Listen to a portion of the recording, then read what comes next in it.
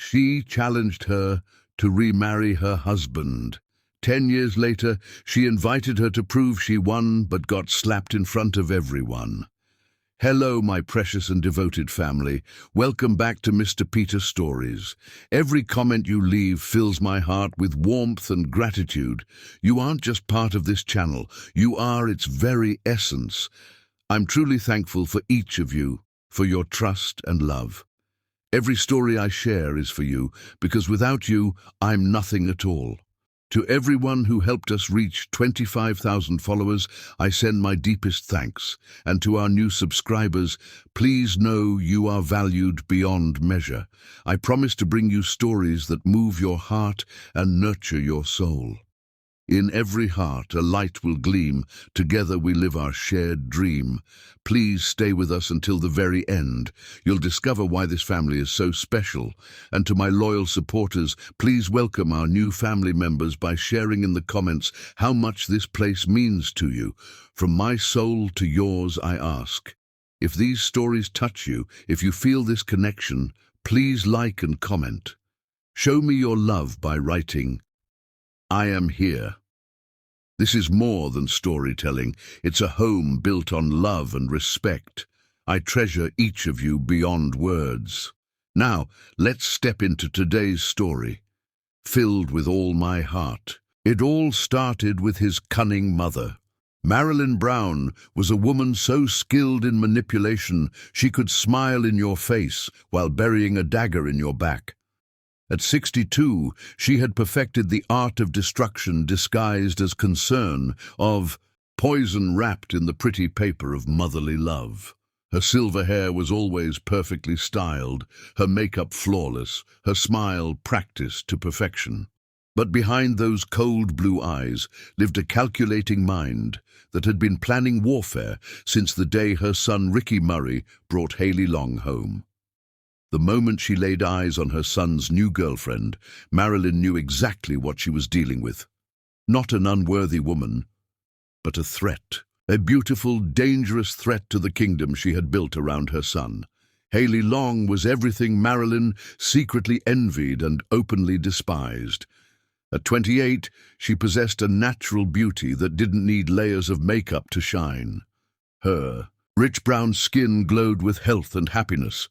Her smile was genuine and warm, and her laugh filled rooms with joy. She was the kind of woman who commanded attention, not because she demanded it, but because her presence was magnetic, strong, independent, successful in her own marketing career, beautiful inside and out. Most threatening of all, Haley was the kind of woman who would never bow down to a controlling mother-in-law. From the very first family dinner, Marilyn watched how her son's eyes followed Haley's every movement. She saw how he hung on her every word, how he laughed at her jokes, how he touched her hand across the table with such tenderness it made Marilyn's stomach turn. This was not puppy love. This was not some phase her son would grow out of. This was the real thing, and Marilyn Brown would not stand for it. For 35 years, Ricky had been hers, her golden boy, her pride and joy, her everything. She had molded him, shaped him, controlled every aspect of his life since his father died when Ricky was just 12. She chose his schools, influenced his career decisions, even had opinions on his friends. Marilyn told herself it was love. But deep down she knew it was possession. And now this woman, this beautiful, confident woman, was threatening to take all of that away. From the very first day, Marilyn Brown made it her mission to destroy her son's marriage. But she was too smart to begin immediately. She waited, watching, learning their patterns and vulnerabilities for 3 months after the wedding. Then, slowly and methodically, she began her campaign of destruction. She watched them at family dinners, studying their interactions like a general studying enemy territory. She memorized every gentle touch between them, every inside joke, every look of love they shared. She catalogued their habits, their routines, their vulnerabilities, and slowly, methodically, she began to plan her attack. The engagement announcement came 6 months later. And Marilyn smiled perfectly as she hugged them both, but inside, her heart was already hardening into stone. She helped plan the wedding with calculated enthusiasm, offering opinions on every detail from flowers to venues to dresses. Her performance as the loving future mother-in-law was flawless, but beneath the surface, every suggestion was poison, designed to create stress. Every opinion carried subtle criticism. Every compliment to Hayley was backhanded, designed to plant seeds of doubt. "Oh, that dress is lovely, dear, very bold. I hope Ricky likes that much attention on you. The venue is beautiful, though I do worry about the cost. I hope you're not putting too much financial pressure on my son. Your mother seems different from our family. I hope the cultural differences won't cause problems down the road." Each comment was delivered with a sweet smile and just enough concern in her voice to make it seem like genuine worry rather than calculated cruelty. But Hayley felt each one like a small cut, wondering why her future mother-in-law's words always left her feeling somehow diminished. Ricky, completely oblivious to his mother's true nature, dismissed Hayley's concerns. "She's just worried about us, baby. She means well. You know how mothers are." But Marilyn Brown didn't mean well. She meant war. The wedding day itself was torture for Marilyn. Watching Hayley walk down that aisle in her stunning white gown, seeing the pure love in her son's eyes as he watched his bride approach, witnessing the joy and celebration of their union, it all felt like nails being driven into Marilyn's coffin of control. During the reception, she smiled for pictures and gave a toast that sounded loving and supportive. But every word was a lie, every smile a mask for the rage burning in her chest. She watched Ricky and Hayley dance their first dance as husband and wife, and she silently declared war. The honeymoon period gave Marilyn time to perfect her strategy. She researched psychological manipulation techniques online, read books about persuasion and influence, studied every article she could find about mother-in-law relationships gone wrong. She was going to be subtle, sophisticated, and utterly devastating. When the newlyweds returned, sun-kissed and glowing with happiness, Marilyn was ready. She started small, little comments here and there during family gatherings, observations about how Hayley's work schedule kept her away from home so much, questions about whether Hayley was really ready for the responsibilities of marriage, gentle suggestions that maybe Hayley didn't understand the importance of family the way their family did. "I just worry that she's so focused on her career," Marilyn would say to Ricky during their weekly coffee dates. "Marriage requires sacrifice, son. It requires putting your family first. I hope she understands that." She timed her comments perfectly, always when Ricky was stressed or tired or had just had a minor disagreement with Hayley. She never outright criticized his wife. That would have been too obvious. Instead, she planted questions that would grow in his mind like weeds. "I'm sure Hayley loves you, dear. I just hope she loves you for the right reasons. These days, so many women are looking for financial security rather than true love. Did you notice how she talked to that waiter tonight? I'm probably overthinking it, but it seemed a bit flirtatious to me, but I'm sure it was nothing. I ran into her friend today, and she mentioned how much Hayley used to love going out to clubs. I hope marriage doesn't feel too restricting for her." Each seed of doubt was planted with surgical precision. Marilyn knew exactly what buttons to push, exactly what insecurities to exploit. She had studied her son for 35 years, knew his fears, his weaknesses, his desperate need for approval and love. And she used every bit of that knowledge as a weapon against his marriage. She never directly told him not to trust Hayley. That would have backfired. Instead, she made him question his own perceptions. She made him wonder if the love he felt was real, if the happiness he experienced was genuine, if the future he planned was secure. "I'm probably wrong," became her favorite phrase. "I'm probably wrong, but I thought I saw her phone light up with a text message and she quickly put it away when you walked in. I'm probably wrong, but when she said she was working late last night, I drove by her office and the parking lot was empty. I'm probably wrong, but I heard her talking to someone on the phone yesterday, and she sounded very intimate. But I'm sure it was just a friend. The beauty of Marilyn's strategy was its subtlety. She never made accusations. She never demanded action. She simply shared her concerns and let Ricky's imagination do the rest. She knew that once doubt entered a relationship, it grew like cancer, spreading and destroying everything it touched. Within 3 months of their return from honeymoon, the damage was already visible. Ricky started asking Hayley more questions about her day, her friends, her activities.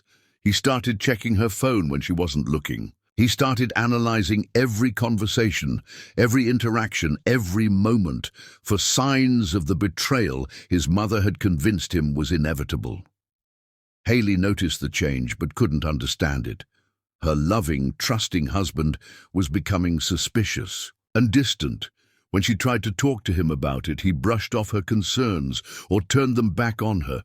"Why are you being so defensive? I'm just asking about your day." "I'm not suspicious. I'm just interested in your life. Isn't that what married couples do? And maybe if you spent more time at home, I wouldn't have to wonder where you are all the time." Marilyn watched the slow destruction of their happiness with deep satisfaction. Every argument between them was a victory for her. Every moment of doubt, every flash of suspicion, every crack in their foundation brought her closer to her ultimate goal. But she wasn't done yet. Not even close. The seeds were planted, and they were growing beautifully. But Marilyn Brown knew that to truly destroy something as strong as Ricky and Hayley's love, she would need more than just whispered doubts and planted suspicions. She would need an ally, someone close to Hayley, someone Hayley trusted completely, someone who could deliver the killing blow from the inside, and Marilyn Brown knew exactly who that someone would be. Chapter 2. Whispers and Poison. The true poison began in the quiet moments, in the spaces between heartbeats, in the darkness before dawn, when doubt feels most real.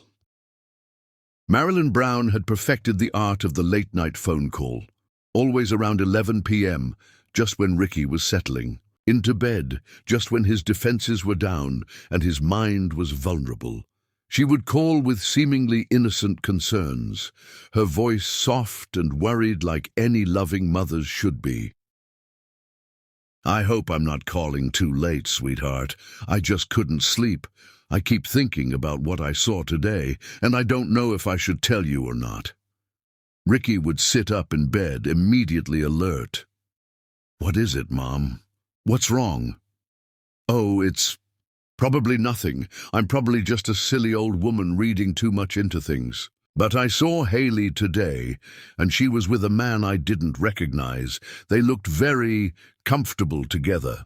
The words would hit Ricky like ice water in his veins. "What do you mean, comfortable?" "Like I said, it's probably nothing. They were just having coffee, but the way he was looking at her, the way she was laughing, it reminded me of how you two looked when you first started dating. But I'm sure it was just a business meeting." And then she would end the call quickly, leaving Ricky alone in the dark, with his thoughts racing and his heart pounding. She never gave him time to ask questions, never provided enough details for him to confront Hayley directly, just enough poison to seep into his bloodstream and spread through his system. Night after night, the calls came, each one carrying fresh poison. I drove by her office today, and her car wasn't there. But didn't she say she was working late? Perhaps I misunderstood. Her friend Jessica called yesterday evening looking for her. She seemed surprised when I said Hayley was at work. Strange. I saw her at the grocery store, and she looked startled to see me, almost guilty, but I'm sure it was just surprise. Each whisper was precisely crafted, each doubt strategically placed. Marilyn had studied psychological manipulation like a science, understanding exactly how to plant suspicion without seeming suspicious herself. She always prefaced her concerns with self-doubt, always ended with reassurance, always left just enough uncertainty to let Ricky's imagination fill the blanks. The genius of her method was that she never made direct accusations. She never demanded that Ricky choose between his wife and his mother. Instead, she positioned herself as a reluctant bearer of concerning news, a worried mother who hoped she was wrong but felt obligated to share her observations. "I don't want to cause problems between you two," became her mantra. "I love Haley, like my own daughter. That's why this is so hard for me to see. But Marilyn Brown didn't love Haley. She hated everything about her, her confidence, her independence, her beauty, her hold over Ricky's heart." Every night, as she dialed her son's number, Marilyn felt a surge of dark satisfaction, knowing she was slowly, methodically destroying the happiness that threatened her control. The whispers began to work their magic. Ricky started paying closer attention to Haley's schedule, her phone calls, her moods. He began analyzing every interaction she had with other people, searching for signs of the betrayal his mother kept hinting at. When Haley worked late, Ricky found himself driving by her office to see if her car was really there. When she laughed at another man's joke, he wondered if there was something more behind her smile. When she received text messages, he tried to catch glimpses of the sender's name. The beautiful, trusting love that had defined their relationship began to crack under the weight of constant suspicion. "Who was that on the phone?" became a regular question. "Why are you working so late lately? Followed every evening shift. You seem different today. Is everything okay?" Carried undertones of accusation rather than concern. Haley felt the change like a physical weight on her chest. Her husband, who had once trusted her completely, was becoming suspicious and distant. Their conversations, once flowing and natural, now felt like interrogations. Their intimate moments, once spontaneous and passionate, now carried an undercurrent of doubt. "What's happening to us?" she asked him one night after another tense conversation about her day. "Nothing's happening," Ricky replied, but his eyes couldn't meet hers. "I just feel like we're growing apart, like there are things you're not telling me." "What things?" "Ricky, you know everything about my life. You know everyone I spend time with, everywhere I go, everything I do. What could I possibly be hiding from you?" But instead of reassuring him, her words only made him more suspicious. His mother's voice echoed in his head. "Innocent people don't get so defensive when asked simple questions." The poison was spreading faster now, contaminating every aspect of their relationship. Marilyn increased the frequency of her calls, the urgency of her concerns, the specificity of her observations. "I saw her having lunch with that same man again. This time they were holding hands across the table. I tried to get a better look, but they were in a back corner booth, almost like they were hiding." Her phone rang while she was at my house today, and when she saw who it was, she went outside to take the call. When she came back, she seemed flustered and wouldn't say who it was. I ran into her old college roommate, and she mentioned how surprised she was that Haley got married. She said Haley always swore she would never settle down with one man. Each lie was crafted with just enough detail to seem believable, just enough emotion to seem genuine. Marilyn had become a master storyteller, spinning tales of betrayal and deception with the skill of a novelist. But the most insidious part of her campaign wasn't the lies she told, it was how she twisted the truth. When Haley worked late on a legitimate project, Marilyn suggested ulterior motives. When Haley received calls from male colleagues, Marilyn implied romantic interest. When Haley spent time with friends, Marilyn questioned the nature of those relationships. "I'm not saying she's having an affair," Marilyn would whisper into the phone. "I'm just saying that the signs are all there. The late nights, the secret, the phone calls, the defensive behavior when you ask questions. I've seen this pattern before, son. I just don't want you to be blindsided." The psychological manipulation was relentless and sophisticated. Marilyn understood that the most effective lies were those that contained kernels of truth, that the most damaging suspicions were those that exploited existing insecurities. She knew that Ricky had always been slightly intimidated by Haley's confidence and success. She knew he sometimes wondered if he was good enough for her, if she might eventually want someone more ambitious, more exciting, more worldly. Marilyn took those natural insecurities and fed them until they grew into consuming fears. "I just worry that she married beneath herself," Marilyn would say during their coffee dates. "You're a wonderful man, son, but Haley is so ambitious, so driven. I wonder if she might get bored with domestic life, with a regular guy like you. She's used to excitement, to adventure. Marriage can feel very routine after a while, especially for someone like her who's used to being the center of attention. I'm not saying she doesn't love you. I'm just saying that love isn't always enough. Sometimes people need more than love. They need stimulation, challenge, novelty. Each conversation planted deeper seeds of inadequacy and fear. Marilyn convinced Ricky that his wife was too good for him, too sophisticated, too worldly. She made him believe that it was only a matter of time before Haley realized she had settled for less than she deserved. The transformation in Ricky was startling. The confident, loving husband Haley had married was disappearing, replaced by a suspicious, insecure man who questioned her every move and analyzed her every word for hidden meanings. Their sex life suffered as Ricky became convinced that Haley was thinking of other men. Their social life deteriorated as he became jealous of every interaction she had with friends and colleagues. Their communication broke down as every conversation became a potential minefield of accusations and defenses. Haley tried everything to repair the damage. She cut back on her work hours to spend more time at home. She stopped going out with friends to avoid triggering his suspicions. She answered every phone call in front of him and showed him every text message she received. But nothing was enough. The poison Marilyn had injected into their relationship was too strong, too pervasive. Every gesture of love from Haley was interpreted as guilt. Every attempt to reassure Ricky was seen as manipulation. Every effort to rebuild trust was viewed as deception. "If you have nothing to hide, why are you trying so hard to prove your innocence?" became Ricky's constant refrain. Marilyn watched the destruction with deep satisfaction. Her son was becoming exactly what she needed him to become, dependent on her again, suspicious of everyone else, isolated from the woman who threatened her control. But she wasn't finished yet. The poison was working.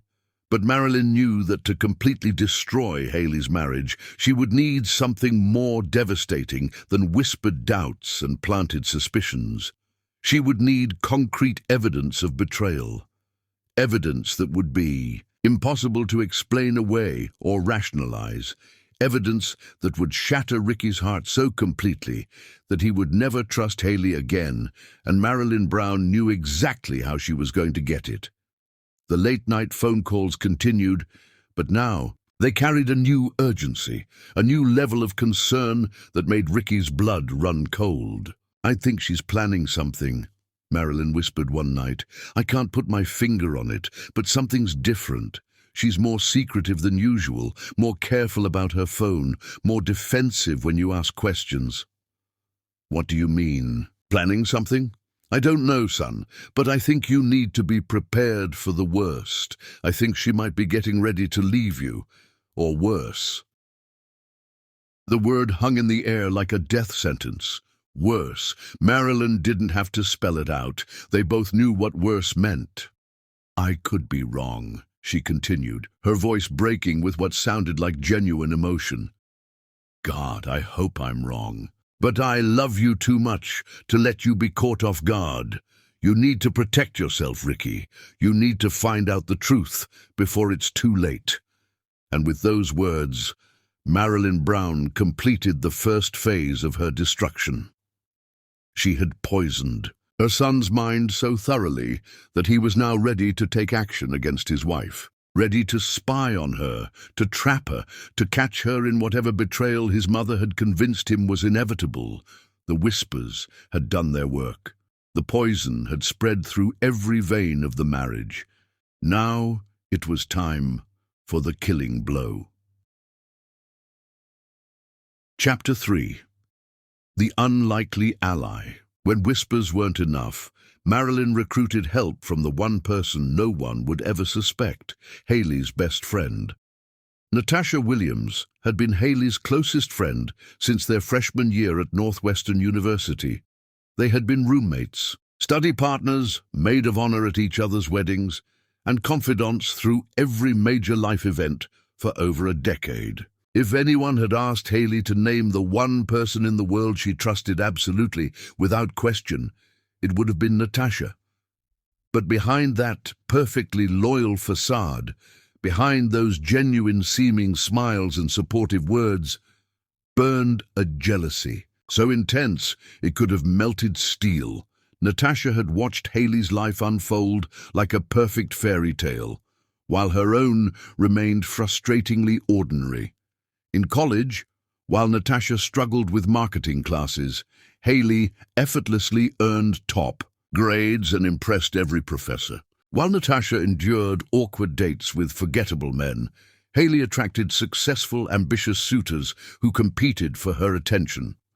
After graduation, the disparity between their lives only widened. Haley secured a prestigious position at a top marketing firm and rapidly advanced through the ranks. Natasha drifted between mediocre jobs, never quite finding her professional footing. Haley purchased a stunning downtown condo. Natasha rented a cramped apartment in a questionable neighborhood, but the final insult, the one that pushed Natasha's jealousy from manageable envy into consuming hatred, was Ricky Murray. Natasha had seen him first.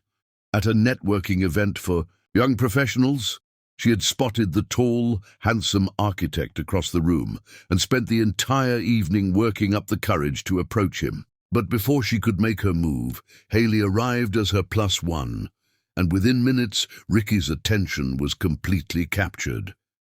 Natasha watched from the sidelines as her best friend effortlessly charmed the man she had been fantasizing about. All evening, she smiled and played the supportive friend role as Haley and Ricky exchanged numbers, went on their first date, fell in love, got engaged, and planned their perfect wedding.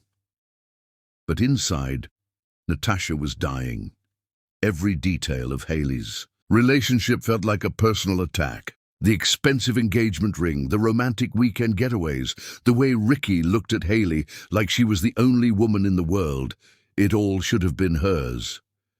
In Natasha's twisted mind, Haley had stolen her future, her happiness, her life.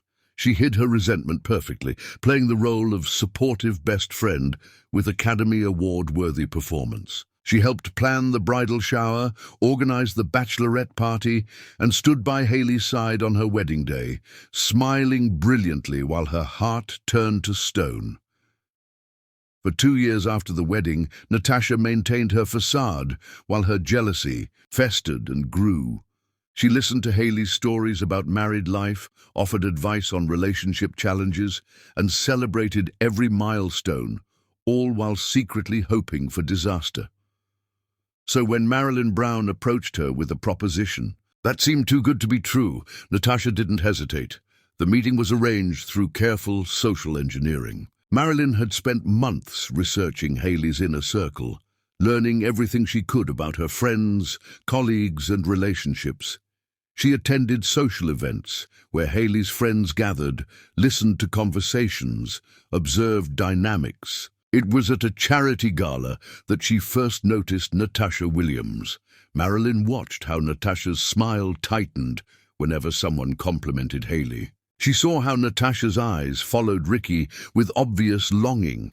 She noticed how Natasha's congratulations on the marriage seemed forced and hollow. Most tellingly, she overheard Natasha talking to another friend about how some people just get everything handed to them. That's when Marilyn knew she had found her perfect weapon. They met at an upscale cafe in downtown Chicago, two women who appeared to have nothing in common but would soon become partners in destruction. "I know this. Must seem strange," Marilyn began, stirring her coffee with practiced elegance. "But I felt I had to reach out to you. As someone who cares about my son, and as someone who I believe truly cares about Haley." Natasha played her part perfectly, expressing surprise and concern. "Of course I care about Haley. She's my best friend. If there's something wrong, I want to help."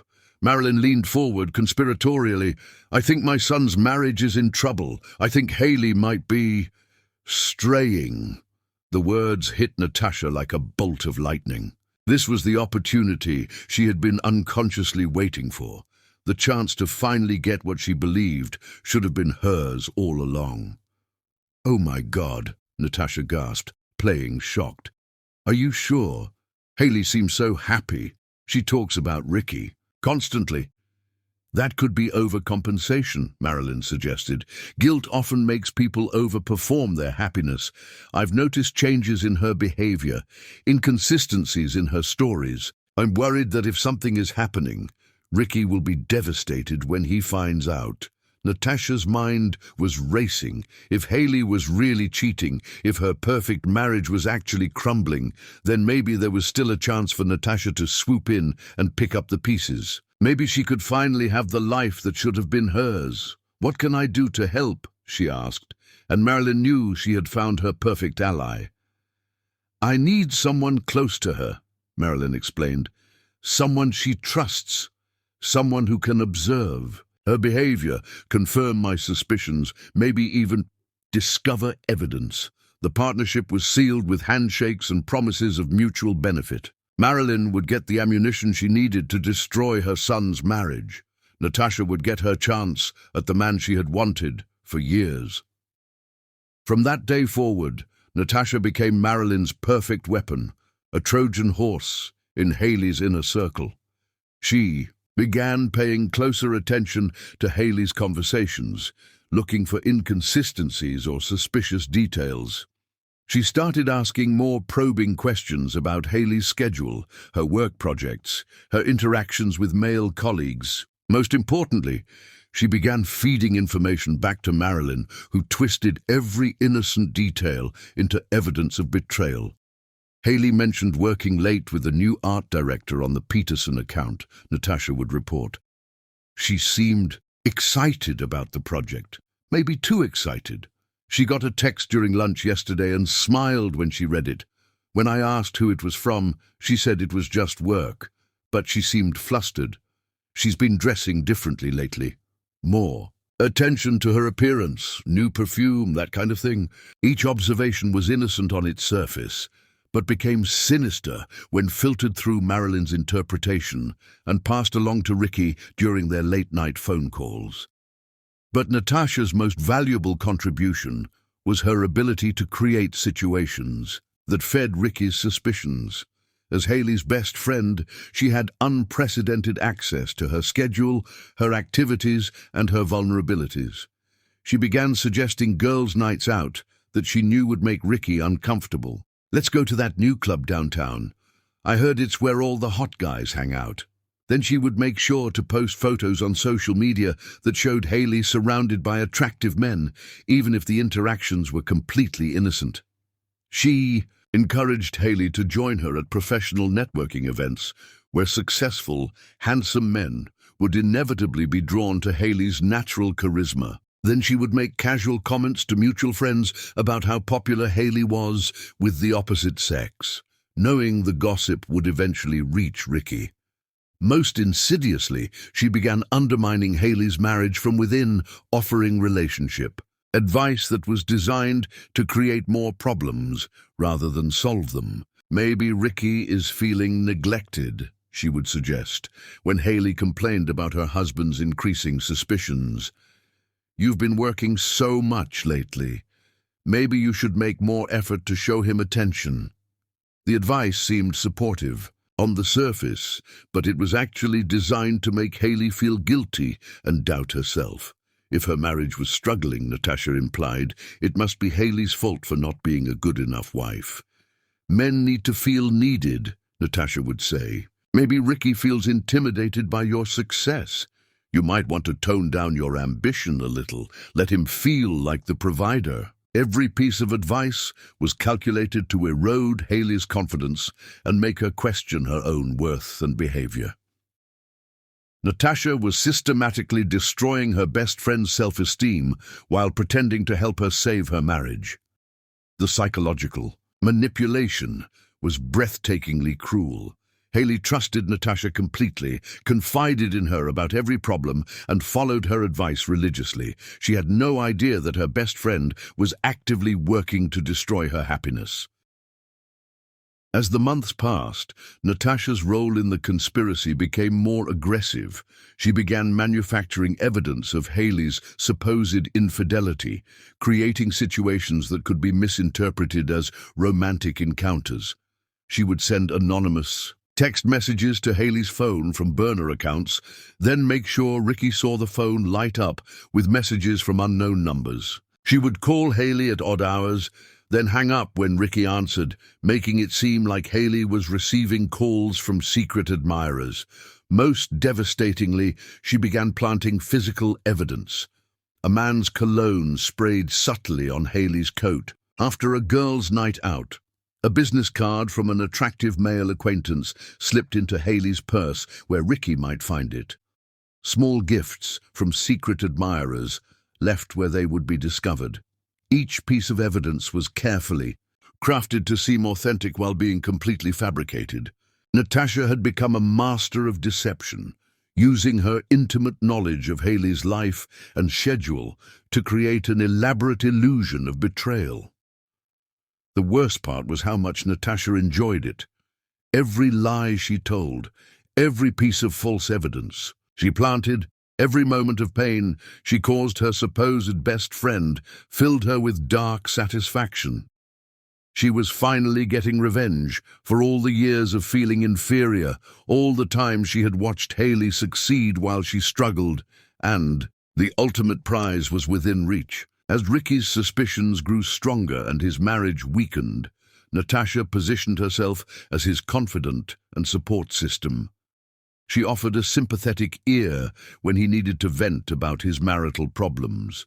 She provided a shoulder to cry on when his mother's warnings seemed to be coming true. "I'm so sorry you're going through this," she would tell Ricky during their increasingly frequent conversations. "Haley is lucky to have someone who loves her as much as you do. I hope she realizes what she's risking." Slowly, carefully, she began planting the idea that maybe he deserved better. Maybe he was married to the wrong woman. Maybe there was someone else out there who would appreciate him the way he deserved to be appreciated, someone like her. The plan was working perfectly. Haley's marriage was crumbling under the weight of constant suspicion and manufactured evidence. Ricky was becoming increasingly dependent on Natasha for emotional support. Marilyn was getting the destruction she craved, and Natasha was getting closer and closer to claiming the life she had always believed should have been hers, but they weren't finished yet. The poisoning had been successful, the evidence had been planted, the relationships had been manipulated. Now it was time for the final phase of their plan, the devastating blow that would shatter Haley's world completely and permanently. The trap was set, the prey was weakened, and both Marilyn Brown and Natasha Williams were ready to deliver the killing stroke that would destroy everything Haley Long held dear. Chapter 4. The Trap Springs. The final phase of destruction began on a cold February morning, when Haley discovered something that would change her life forever. She was pregnant with twins. Standing in her bathroom, staring at the positive pregnancy test, Haley felt joy and terror colliding in her chest. Joy because she and Ricky had been trying to conceive for months. Terror because their marriage was already fracturing under the weight of suspicion and doubt. For a brief moment, she dared to hope this news might save them. Perhaps a baby, 2 babies, would remind Ricky of their love, their shared dreams. Everything they had built together, maybe impending fatherhood, would break through his mother's poisonous influence and restore the trusting husband she had married. But even as hope bloomed in her chest, a cold voice in the back of her mind whispered that this pregnancy might be the final nail in the coffin of their relationship. Ricky's suspicions had become so intense, so all-consuming, that even this joyous news might be twisted into evidence of betrayal. She decided to tell him that evening, planning a special dinner and trying to recapture some of the romance and intimacy they had lost.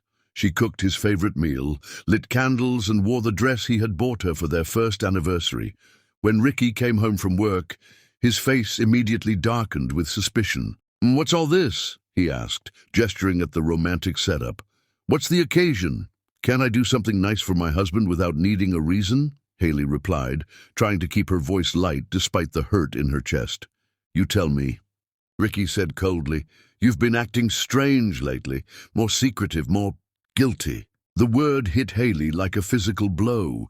Guilty. She was tired of being treated like a criminal in her own home, tired of having her every gesture analyzed for hidden meanings, tired of defending herself against accusations that made no sense. "I have news," she said simply, deciding that waiting for the perfect moment was pointless. There was no perfect moment anymore in their relationship. What kind of news? The suspicion in his voice was so thick it was almost tangible. "I'm pregnant, Ricky. We're going to have a baby. Actually, babies. Twins." For a split second she saw a flash of the old Ricky, the man who had dreamed of having children with her, who had talked about teaching their kids to ride bikes and helping with homework. But the moment was gone almost immediately, replaced by that terrible, familiar look of doubt. "Are you sure they're mine?" The question hung in the air like poison gas. Haley felt the world tilt on its axis, felt something fundamental break inside her chest. Of all the cruel things he had said over the past months, all the accusations and suspicions, this was the one that shattered her completely. "What did you just say to me?" Her voice was barely a whisper. "I said, are you sure they're mine? Because given everything that's been happening lately, I think it's a legitimate question." Haley stared at her husband, this stranger who looked like the man she loved but spoke like her enemy, and felt something die inside her. The hope she had been clinging to, the desperate belief that they could work through their problems, the faith that love would eventually triumph over suspicion, all of it crumbled to dust. "Get out," she said quietly. "What?" "Get out of this house. Get out of my sight. Get out of my life." "Haley, I think we need to talk about this rationally." "Rationally?" The word exploded from her like a gunshot. "You just accused me of cheating on you and carrying another man's children, and you want to talk rationally? There is nothing rational about what you just said to me. There is nothing rational about what you've become." The fight that followed was volcanic in its intensity. 7 months of accumulated poison, suspicion, and manipulation erupted in a torrent of accusations, denials, and heartbreak. Ricky, completely brainwashed by his mother's campaign of psychological warfare, threw every whispered doubt and manufactured suspicion at his wife like weapons. "I know you've been lying to me," he shouted. "I know about the late nights, the secret phone calls, the way you look at other men. I know about the man you've been seeing." "What man?" Haley screamed back. "What are you talking about? There is no man. There has never been another man. How can you not know that after 3 years of marriage?" "Because you're a good liar," Ricky said, and the coldness in his voice was more devastating than any of his previous accusations. "You've always been good at telling people what they want to hear." Meanwhile, Marilyn Brown sat in her living room 20 miles away, receiving updates from Natasha Williams about the epic destruction of her son's marriage. Each text message from her ally filled her with dark satisfaction. "It's happening," Natasha texted. "I can hear them screaming from outside the house. This is it. Marilyn smiled as she sipped her evening tea. Everything was proceeding exactly according to plan. Her son would be free from that woman's influence, and Natasha would get her prize. Everyone would get what they deserved. Back in the house that had once been filled with love and laughter, Haley was fighting for her marriage with the desperation of someone trying to save a drowning person who doesn't want to be saved. "Ricky, please," she begged, tears streaming down her face. "I don't know where this is coming from, but I swear to you on my mother's grave that I have never been unfaithful to you. Not once. Not ever.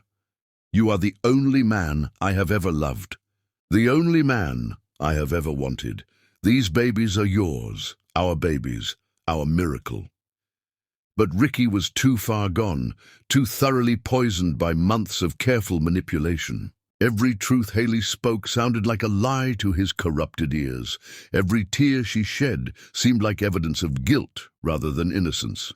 "I can't do this anymore," he said finally, his voice dead and flat. "I can't live with someone I don't trust. I can't raise children with someone who might be lying to me about everything." "Then don't," Haley said, her voice breaking. "Don't live with me, don't trust me, don't raise your children, just leave." And he did. That night, Ricky packed his bags while Haley sat on their bed, holding her still flat stomach and whispering apologies to the babies growing inside her. She apologized for the chaos they would be born into, for the broken family they would inherit, for the father who was walking away before they even had a chance to meet him. The next morning, Natasha Williams arrived at Haley's door with coffee and croissants, playing the role of supportive best friend with perfect precision. "Oh my God, honey, what happened?" she gasped, taking in Haley's red eyes and devastated appearance. "Ricky called me last night, but he was so upset I could barely understand him." Haley poured out the entire story to her best friend, seeking comfort and understanding from the one person she thought she could trust completely. She told Natasha about the pregnancy, about Ricky's horrific accusation, about the fight that had destroyed her marriage, and Natasha listened with perfect sympathy, making all the right sounds of shock and support, all while secretly celebrating the success of her and Marilyn's campaign. "I can't believe he said that to you," Natasha murmured, rubbing Haley's back as she sobbed. "That's just unforgivable." But even as she played the supportive friend, Natasha was already planning her next move. Ricky was vulnerable now, broken and guilt-ridden about the way he had treated his wife. He would need comfort, understanding, someone to help him process his emotions and justify his actions, someone like her. Over the following weeks, as Haley tried desperately to salvage her marriage through phone calls, text messages, and heartfelt letters that went unanswered, Natasha positioned herself as Ricky's emotional support system. She listened to his doubts and fears, validated his suspicions, and gradually convinced him that leaving Haley was the right decision. "You can't raise children in a relationship without trust," she told him during one of their increasingly frequent coffee meetings, "and if you can't trust her about something this fundamental, then maybe the marriage was doomed from the start." She was careful never to push too hard, never to seem too eager to break up his marriage. Instead, she played the role of concerned friend who only wanted what was best for everyone involved. "I love Haley like a sister," she would say, "but I can see how much this situation is destroying you. Maybe some space is what you both need right now."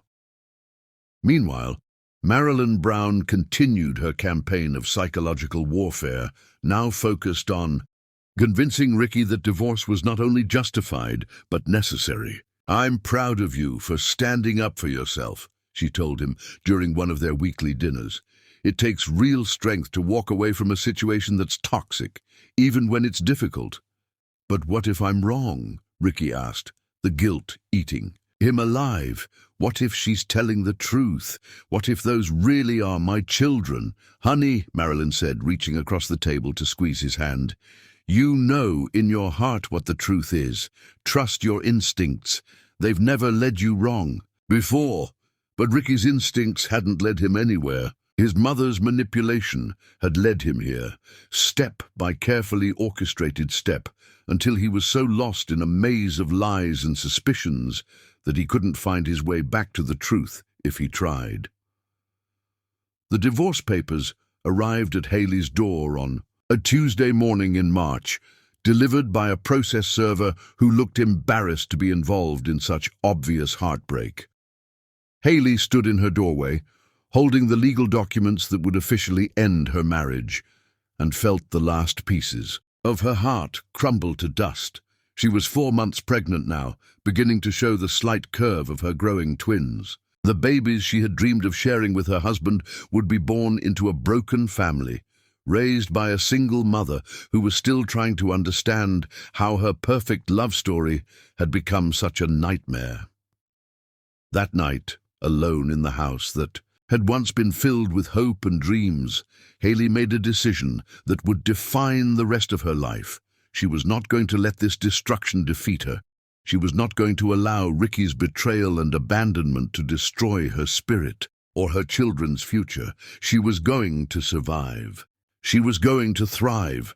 And someday, somehow, she was going to show the world exactly who she really was. Not the lying, cheating woman her husband believed her to be, but the strong, honest, loving person she had always been. The trap had sprung. The damage was done. Her marriage was over, her husband was gone, and her children would grow up without their father. But Haley Long was not destroyed. She was transformed, and that transformation would prove to be more powerful than anything Marilyn Brown or Natasha Williams had ever imagined possible. Chapter 5.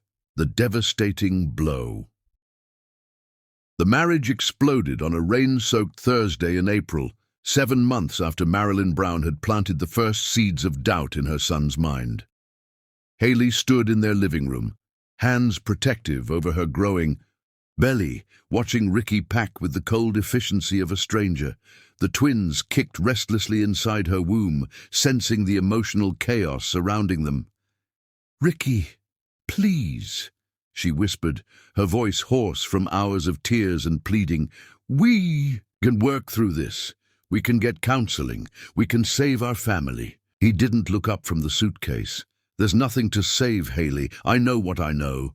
"You know nothing." The words erupted from her with such force that Ricky finally stopped packing and turned to face her. "You think you know things, but you know nothing. Everything you believe is wrong, Ricky. Everything." His face was a mask of cold indifference, but she could see the pain lurking behind his eyes. This was killing him too, she realized. The lies and suspicions were destroying him just as much as they were destroying her. But somehow, that made it worse rather than better. If he was suffering too, why couldn't he see that they were both victims of something outside their marriage?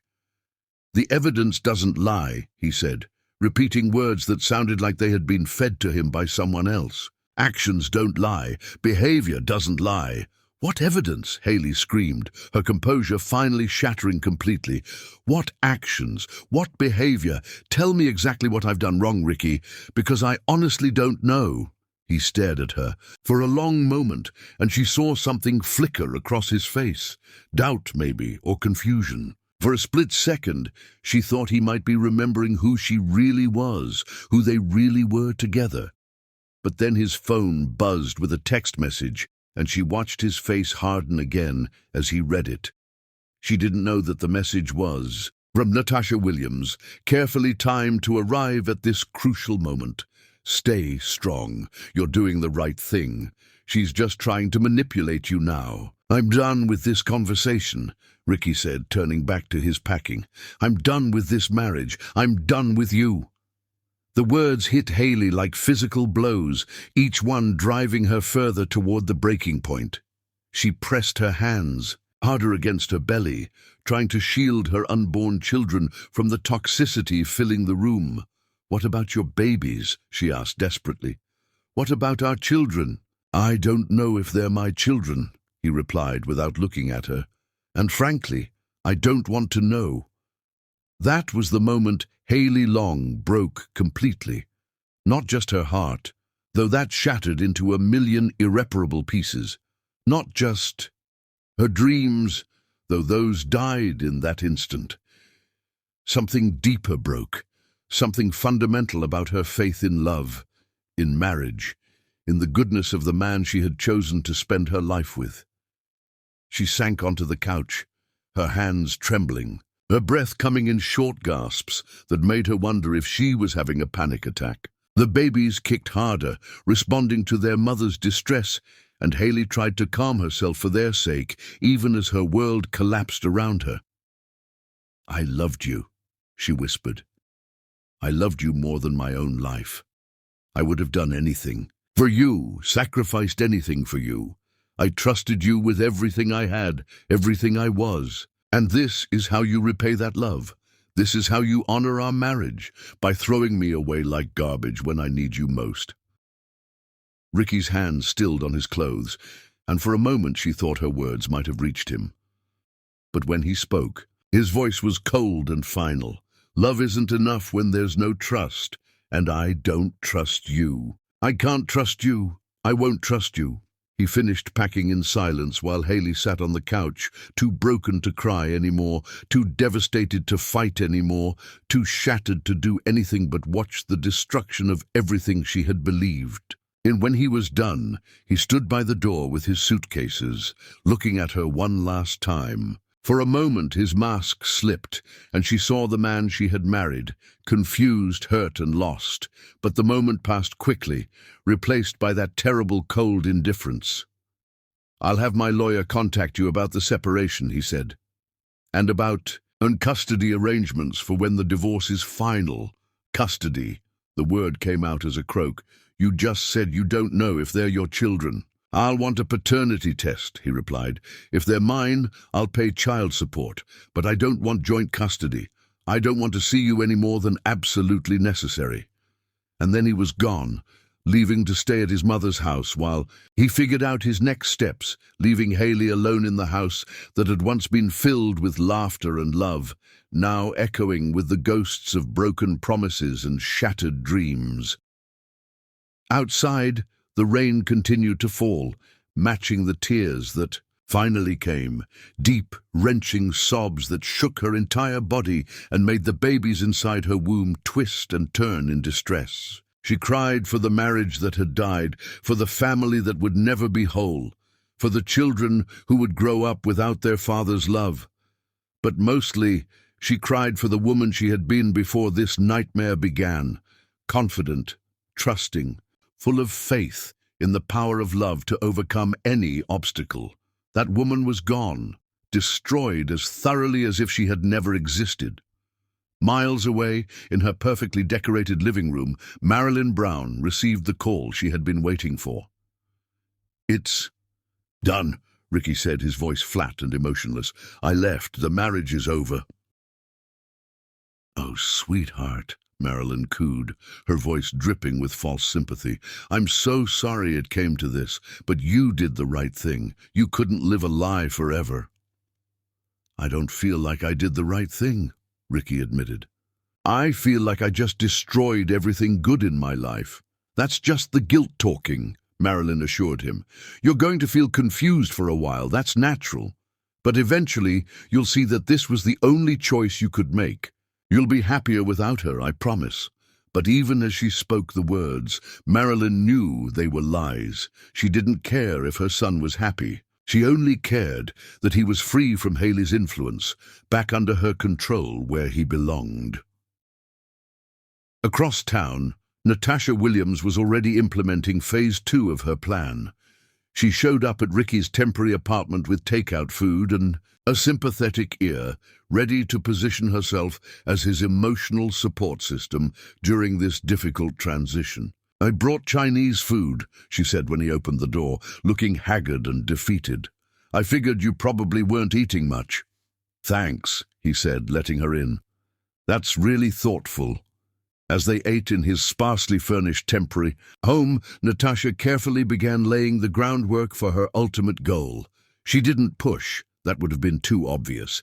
Instead, she simply made herself indispensable, the one person who understood what he was going through, the one friend who could provide comfort without judgment.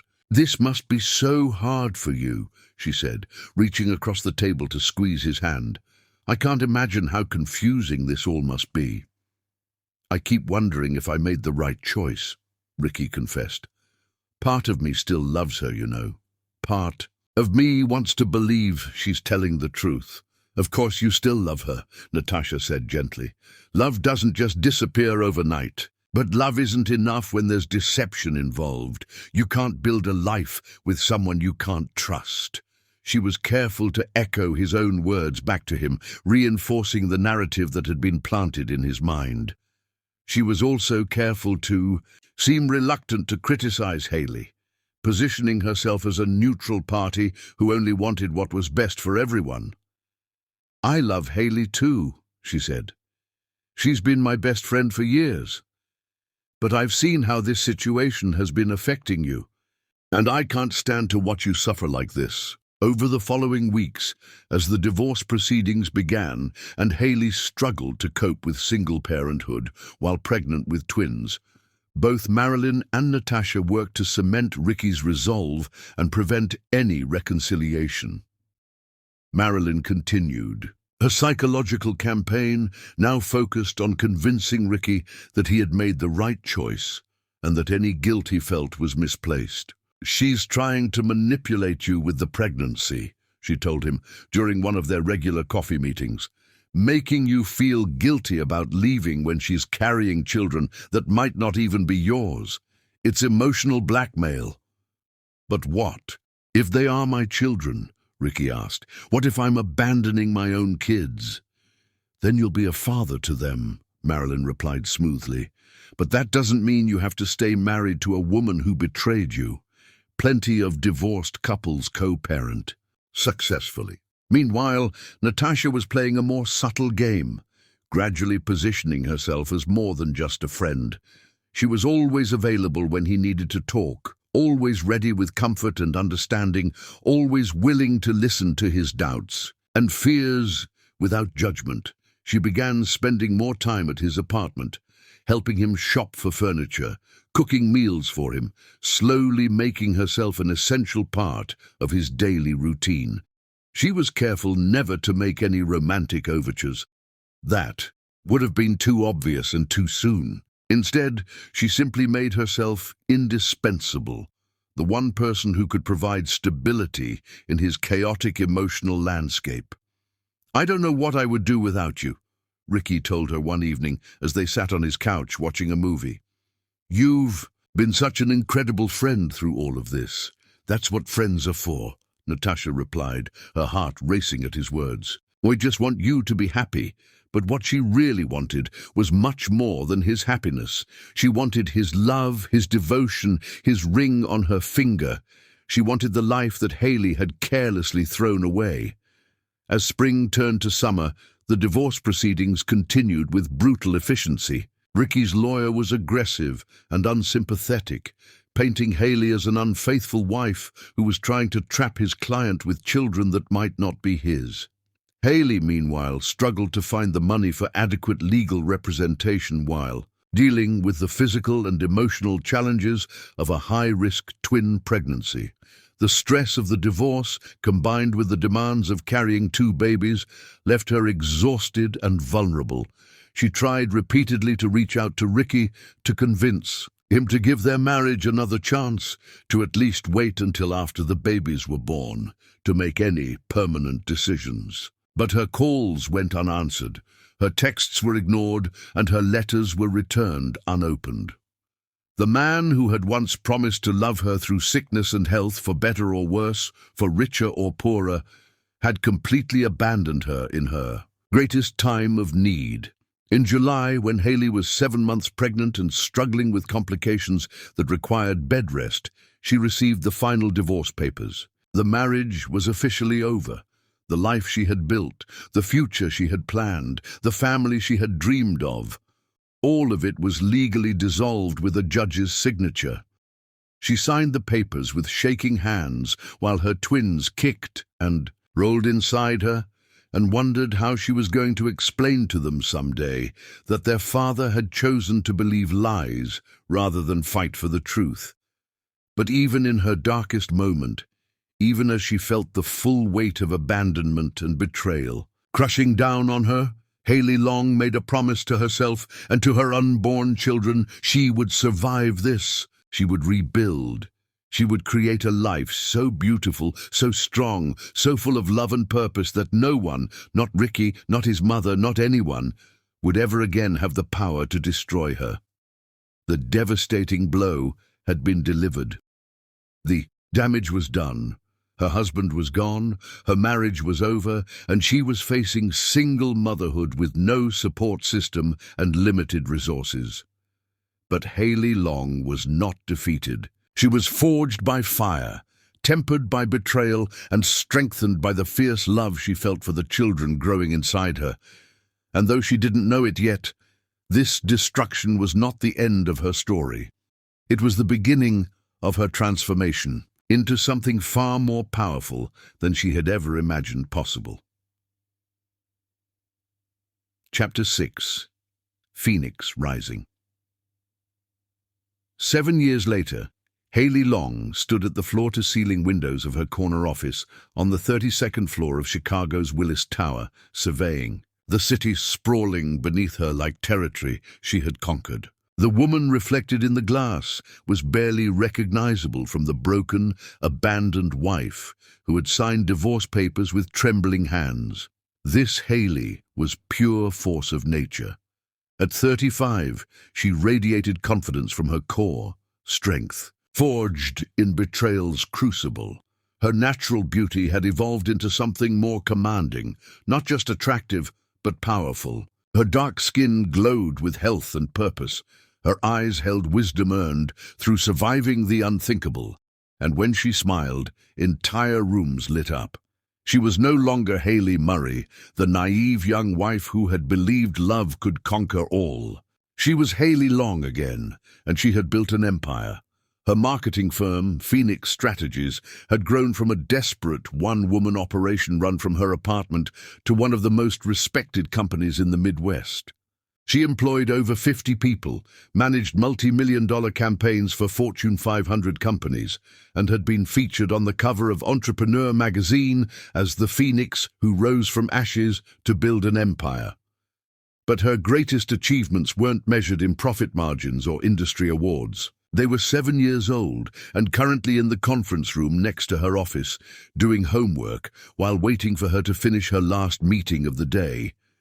Marcus and Michael Long were everything their mother could have hoped for and more. At 7, they were already showing the confidence and character that Haley had fought so hard to instill in them.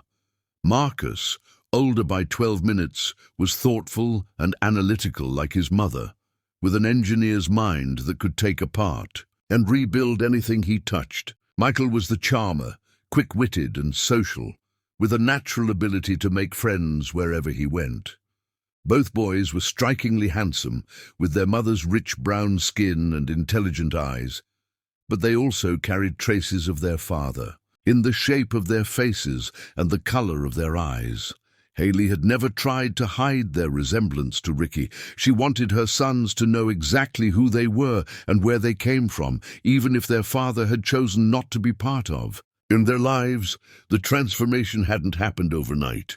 The first 2 years after the divorce had been the hardest of Haley's life. She had given birth to the twins alone, with only her mother and sister by her side. The delivery had been complicated, requiring an emergency C-section that left her weak and struggling to care for 2 newborns while recovering from major surgery. Money had been tight, devastatingly tight. The divorce settlement had been minimal, since Ricky had successfully argued that the children might not be his, and child support was contingent on a paternity test that Haley refused to take on principle. She wasn't going to subject her children to legal scrutiny to prove something she knew to be true. She had started Phoenix Strategies from her one-bedroom apartment, working 18-hour days while the twins napped, taking client calls while bouncing crying babies, writing marketing proposals during the few hours of sleep she managed to steal each night. There were days when she survived on peanut butter sandwiches and coffee, days when she wondered if she was strong enough to build the life her children deserved. But she never gave up. Not when potential clients dismissed her because she was young and black and female. Not when bigger agencies tried to steal her ideas and undercut her prices. Not when exhaustion made her feel like she was drowning in an ocean of responsibility and fear. She drew strength from her sons, from their absolute dependence on her, from their innocent belief that their mother could do anything. Every time Marcus looked at her with complete trust in his eyes, every time Michael reached for her when he was scared or hurt, Haley found reserves of determination she never knew she possessed. The breakthrough came in year 3, when she landed a contract with Meridian Corporation, a mid-sized tech company looking to rebrand after a series of public relations disasters. Other agencies had pitched safe conventional campaigns that would slowly rebuild their image over time. Haley pitched revolution. Her presentation was bold, risky, and brilliant. She proposed a complete transformation of their corporate identity, a campaign that would acknowledge their past mistakes, while positioning them as innovators ready to lead their industry into the future. The campaign's slogan she proposed, "From Ashes to Excellence," became her personal motto. The Meridian campaign was a massive success, earning industry recognition and attracting attention from much larger companies. The campaign increased Meridian's stock price by 40% and won 3 major advertising awards. Suddenly, Haley Long was no longer a desperate single mother trying to make ends meet. She was a rising star known for turning corporate disasters into triumphs. More importantly, the success allowed her to hire her first employees, move into a real office, and take on multiple clients simultaneously. Years 4 through 6 saw steady growth as she built a reputation for impossible turnarounds and innovative strategies. By year 7, Phoenix Strategies was managing campaigns for Fortune 500 companies. With success came financial stability, and with stability came the ability to provide her sons with everything she had dreamed of giving them. She moved them from the cramped apartment to a beautiful townhouse in Lincoln Park, complete with a backyard where they could play and a home office where she could work while still being present for them. She hired Maria Santos, a warm, grandmotherly nanny who became an integral part of their family. Maria cooked traditional meals that filled the house with the sense of love and comfort, helped the boys with their homework in both English and Spanish, and provided the stability that allowed Haley to travel for work when necessary. But perhaps most importantly, Haley made sure her sons grew up surrounded by love and truth. She never spoke badly about their father. That would have been cruel and counterproductive. Instead, she focused on building their self-esteem, their confidence, their understanding of right and wrong. "Your father made choices that hurt our family," she explained to them when they were old enough to ask why Daddy didn't live with them. "But those were his choices, not yours. You are wonderful, perfect boys who deserve all the love in the world, and you have it, from me, from Abuela Maria, from everyone who knows how special you are." She enrolled them in the best school she could afford, made sure they had opportunities to explore their interests and talents, and surrounded them with positive male role models, coaches, teachers, family friends who could show them what good men looked like. The boys thrived under her guidance. They were confident without being arrogant, kind without being naive, strong without being aggressive. They protected each other fiercely and supported their mother with a maturity that sometimes took her breath away. "Mom," Michael had said to her on her birthday the previous year, "when I grow up I want to be like you. You're the strongest person I know." Marcus had nodded solemnly in agreement. "You're our superhero, Mom. You can do anything." Those moments, those pure, honest expressions of love and admiration from her children, meant more to Haley than every business award, every magazine cover, every professional accolade she had earned. But building a successful business and raising two exceptional children wasn't the only transformation Haley had undergone. She had also rebuilt herself from the inside out, healing from the trauma of betrayal and abandonment to become a woman who truly knew her own worth. Therapy had been crucial to that healing process. For years, she had worked with Dr. Sarah Mitchell, a brilliant psychologist who helped her understand that the destruction of her marriage hadn't been her fault. The lies, the manipulation, the systematic campaign to destroy her relationship, none of it had been about her actions or her worth as a person. You were the victim of a very sophisticated form of psychological abuse, Dr. Mitchell had explained during one of their sessions. What happened to you wasn't random or chaotic, it was calculated and deliberate. Two people worked together to destroy your marriage, and they used your love and trust as weapons against you. Understanding that truth had been both liberating and infuriating. Liberating because it freed her from the guilt and self-doubt that had plagued her for years. Infuriating because it forced her to confront the reality that her husband's mother and her best friend had deliberately destroyed her life for their own selfish purposes. But with time and healing, even the anger had transformed into something more powerful, a fierce determination to live so well, so successfully, so authentically, that their betrayal would ultimately become irrelevant. The best revenge, Dr. Mitchell had told her, is a life well lived. And Haley had taken that advice to heart. She had built a life that was not just successful, but meaningful. Her company didn't just make money, it made a difference, working with non-profits and social justice organizations pro bono, creating campaigns that promoted positive change in the world. She had raised sons who were kind, intelligent, and strong. She had built friendships based on genuine mutual respect and shared values. She had created a home filled with laughter, love, and purpose. Most importantly, she had learned to value herself correctly. She no longer needed external validation to feel worthy. She no longer questioned her own perceptions or doubted her own truth. She had become a woman who knew exactly who she was and what she brought to the world. At 35, Haley Long was beautiful, successful, and completely self-possessed. She had survived the worst betrayal imaginable and transformed it into fuel for an extraordinary life.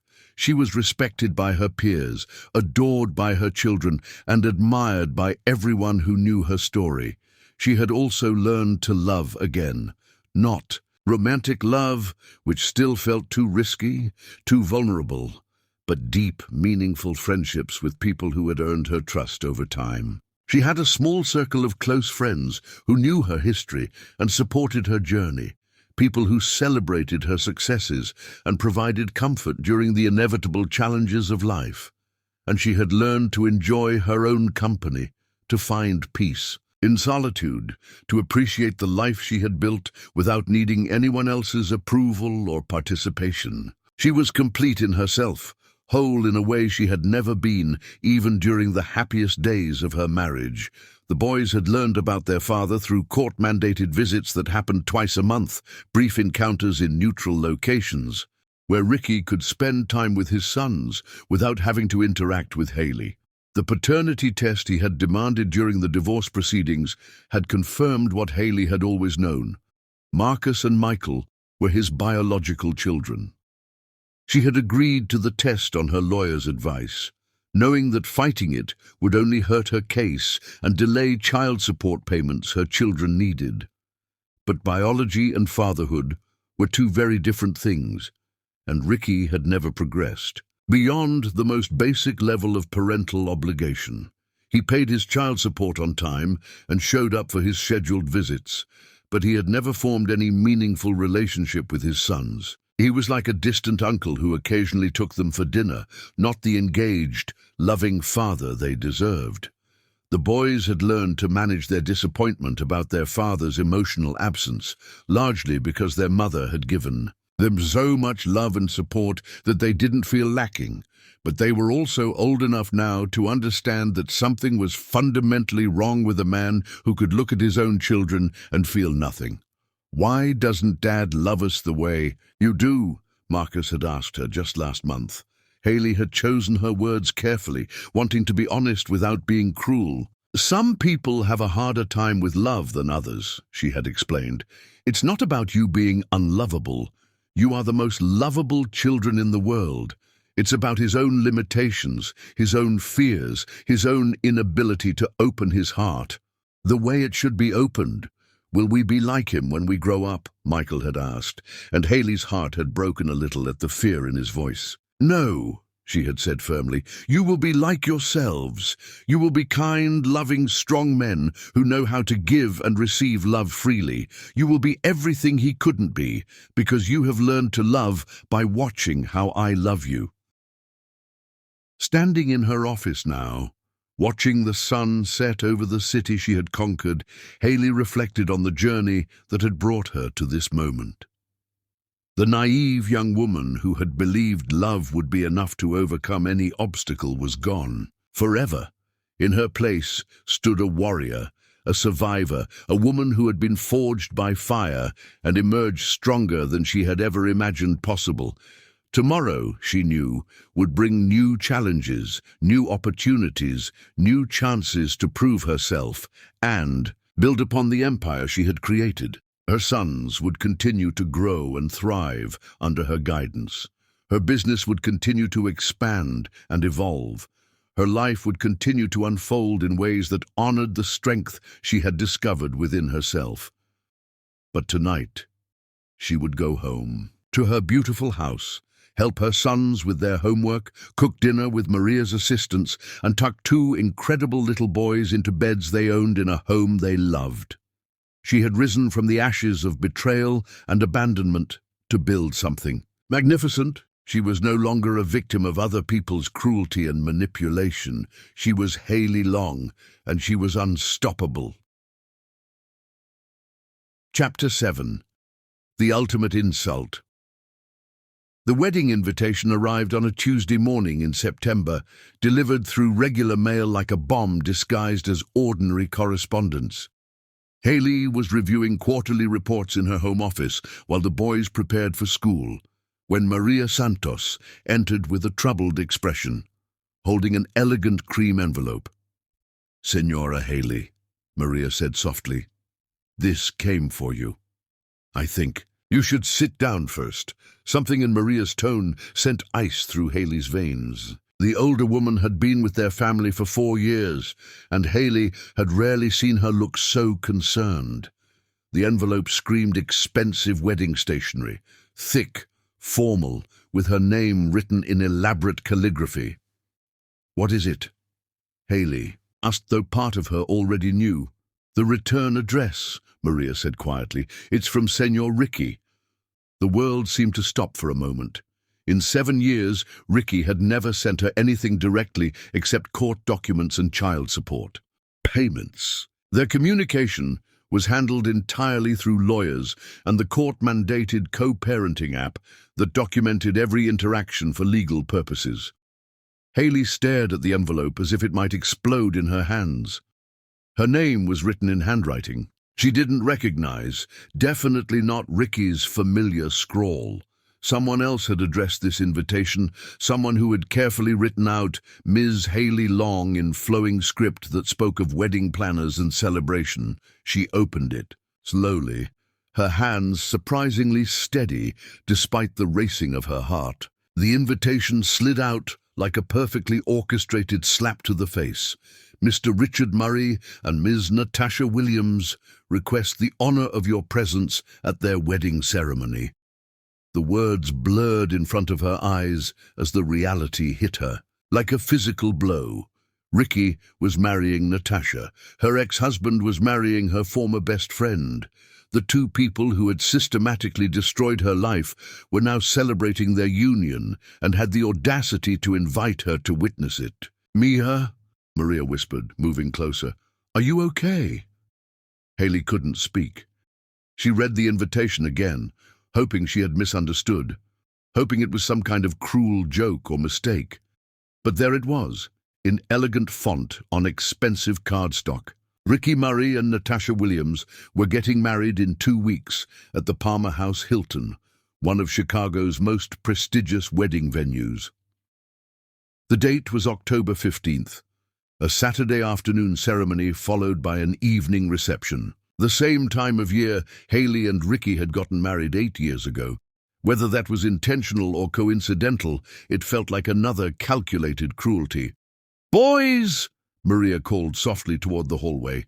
"Come say goodbye to Mama before school." Marcus and Michael bounded into the office, backpacks slung over their shoulders, faces bright with the innocent energy of 7-year-olds ready to tackle another day. They froze when they saw their mother's face. "Mom?" Marcus asked, his analytical mind immediately sensing something was wrong. "What's wrong?" Haley forced herself to smile, quickly sliding the invitation under some papers on her desk. She would not let this poison touch her children's morning.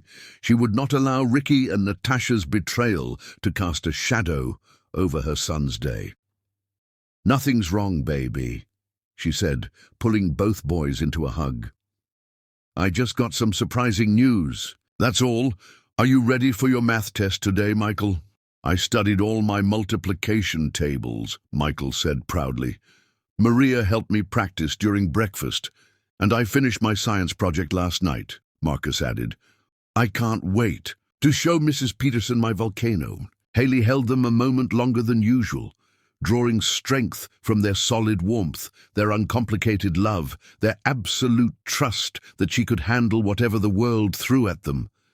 They were her anchor, her reminder of what really mattered, her proof that something beautiful had come from the ashes of her destroyed marriage. "Have an amazing day," she told them, kissing their foreheads. "Learn something wonderful and be kind to everyone you meet." After the boys left for school with Maria, Haley sat alone in her office, staring at the invitation that had shattered her peaceful morning. The elegant script seemed to mock her, each carefully chosen word a deliberate insult designed to cause maximum emotional damage. "Request the honor of your presence." Honor. What honor was there in witnessing the marriage between a man who had abandoned his pregnant wife and the woman who had helped orchestrate that abandonment? What honor was there in celebrating a union built on lies, manipulation, and betrayal? But even as anger burned in her chest, Haley's rational mind was trying to process the deeper implications of this invitation. Why had they sent it? After 7 years of minimal contact, why would Ricky and Natasha want her at their wedding? The answer came to her gradually, and it was worse than simple cruelty. This wasn't Ricky's idea. This was Natasha's final power. In play, Natasha wanted to parade her victory in front of the woman she had defeated. She wanted Haley to sit in the audience and watch her claim the life she believed should have been hers all along. She wanted to see Haley's face when she kissed the man who had once been Haley's husband, and if Haley didn't come, even better. Natasha could spend the rest of her life knowing that Haley was too broken, too ashamed, too defeated to face. And them, either way, Natasha won. The more she thought about it, the more Haley realized that this invitation was the culmination of 7 years of calculated cruelty. From the moment Marilyn Brown had set her sights on destroying Haley's marriage, everything had been leading to this moment. Ricky and Natasha publicly claiming victory, while Haley was forced to watch from the sidelines. She picked up her phone and called Dr. Sarah Mitchell, her therapist, who thankfully had an opening that afternoon. "They want me to see them win," Haley explained during their session. "They want me to watch them get their happy ending while I'm reminded of everything I lost." "How do you know that's what they want?" Dr. Mitchell asked gently. "Because I know." "Natasha," Haley said, her voice bitter, "I know how her mind works. She's been jealous of me since college, and now she finally has everything she thought should have been hers. My husband, my life, my supposed happiness. This invitation is her way of rubbing my face in it. And what does that tell you about the kind of people they are? Haley was quiet for a long moment, considering the question. It tells me they're still the same manipulative, cruel people they were 7 years ago. It tells me that destroying my marriage wasn't enough. They want to destroy my peace of mind too. So what are you going to do? It was the question Haley had been wrestling with all day. The easy answer was to throw the invitation away and pretend it never arrived. She could spend that weekend with her sons, maybe take them to a museum or a movie, and forget that Ricky and Natasha even existed. But something inside her rebelled against that choice. Something strong and fierce that had been forged in the fire of betrayal and built through 7 years of single motherhood and professional success. "I'm going to go," she said, surprising herself with the certainty in her voice. Dr. Mitchell raised an eyebrow. "Really, why?" "Because they expect me to hide," Haley said, her voice growing stronger with each word. "They expect me to cower in shame and defeat while they celebrate their victory. They think I'm still the broken, abandoned woman they destroyed 7 years ago. And you're not?" "No," Haley said firmly. "I'm not. I'm Haley Long, and I've built an extraordinary life from the ruins they left behind. I've raised 2 incredible sons without their help. I've built a successful business from nothing. I've survived everything they threw at me and emerged stronger than I ever imagined possible. So you want to show them how well you've done?" "No," Haley said, shaking her head. "I want to show them, and myself, that they no longer have any power over me, that I can stand in the same room with them and feel nothing but pity for how small and cruel they are." Dr. Mitchell studied her carefully. "Are you sure you're ready for that? Seeing them together, seeing them happy, hearing people congratulate them on their love story, that's going to be painful no matter how strong you've become." "It will be painful," Haley acknowledged. "But avoiding pain isn't the same as being strong. I've spent 7 years rebuilding myself, 7 years proving that I'm more than what they tried to reduce me to. If I hide from this wedding, I'm letting them win. I'm letting them keep me in the role of victim. And if I go, I reclaim my power. I show up as the woman I've become, not the woman they destroyed. I look them in the eye and let them see that their worst wasn't enough to break me." The conversation continued for another 40 minutes, with Dr. Mitchell helping Haley explore her motivations and prepare emotionally for what would undoubtedly be a challenging experience. But by the end of the session, Haley was certain of her decision. She was going to the wedding. That evening, after the boys were in bed, Haley sat in her beautiful living room and called her sister Jennifer. "They invited you to their wedding?" Jennifer's voice was incredulous. "Are you kidding me? The audacity, the absolute mind-blowing audacity." "I know," Haley said. "It's like they're not content with having destroyed my marriage. They want to make sure I know they're happy about it. Please tell me you're not actually considering going." "I'm not considering it," Haley said calmly. "I've decided. I'm going." The silence on the other end of the line was deafening. "Haley," Jennifer said finally, "honey, I love you, but that might be the worst idea you've ever had. Why would you do that to yourself?" "Because I'm not the same woman they destroyed 7 years ago," Haley explained. "I'm stronger now, more confident, more secure in who I am and what I've accomplished. If I let this wedding intimidate me into hiding, then I'm giving them power they don't deserve to have. But what if seeing them together breaks you all over again? Then I'll put myself back together again," Haley said simply, "just like I did before. But I don't think that's going to happen. I think I'm finally ready to face them and show them exactly who I've become." Jennifer was quiet for a long moment. "If you're really going to do this insane thing, you're not going alone. I'm coming with you." "Jen, you don't have to." "Yes, I do. If my sister is crazy enough to attend her ex-husband's Wedding to the woman who helped destroy her marriage, then she's going to have backup. End of discussion. Haley felt tears prick her eyes at her sister's fierce loyalty. "Thank you." "Don't thank me yet," Jennifer said grimly. "Thank me after we survive this nightmare." That night, Haley lay in bed staring at the ceiling, thinking about the choice she had made.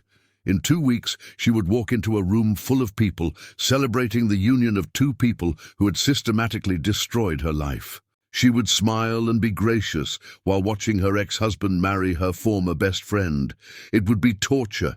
It would be one of the hardest things she had ever done. But it would also be her final victory over them.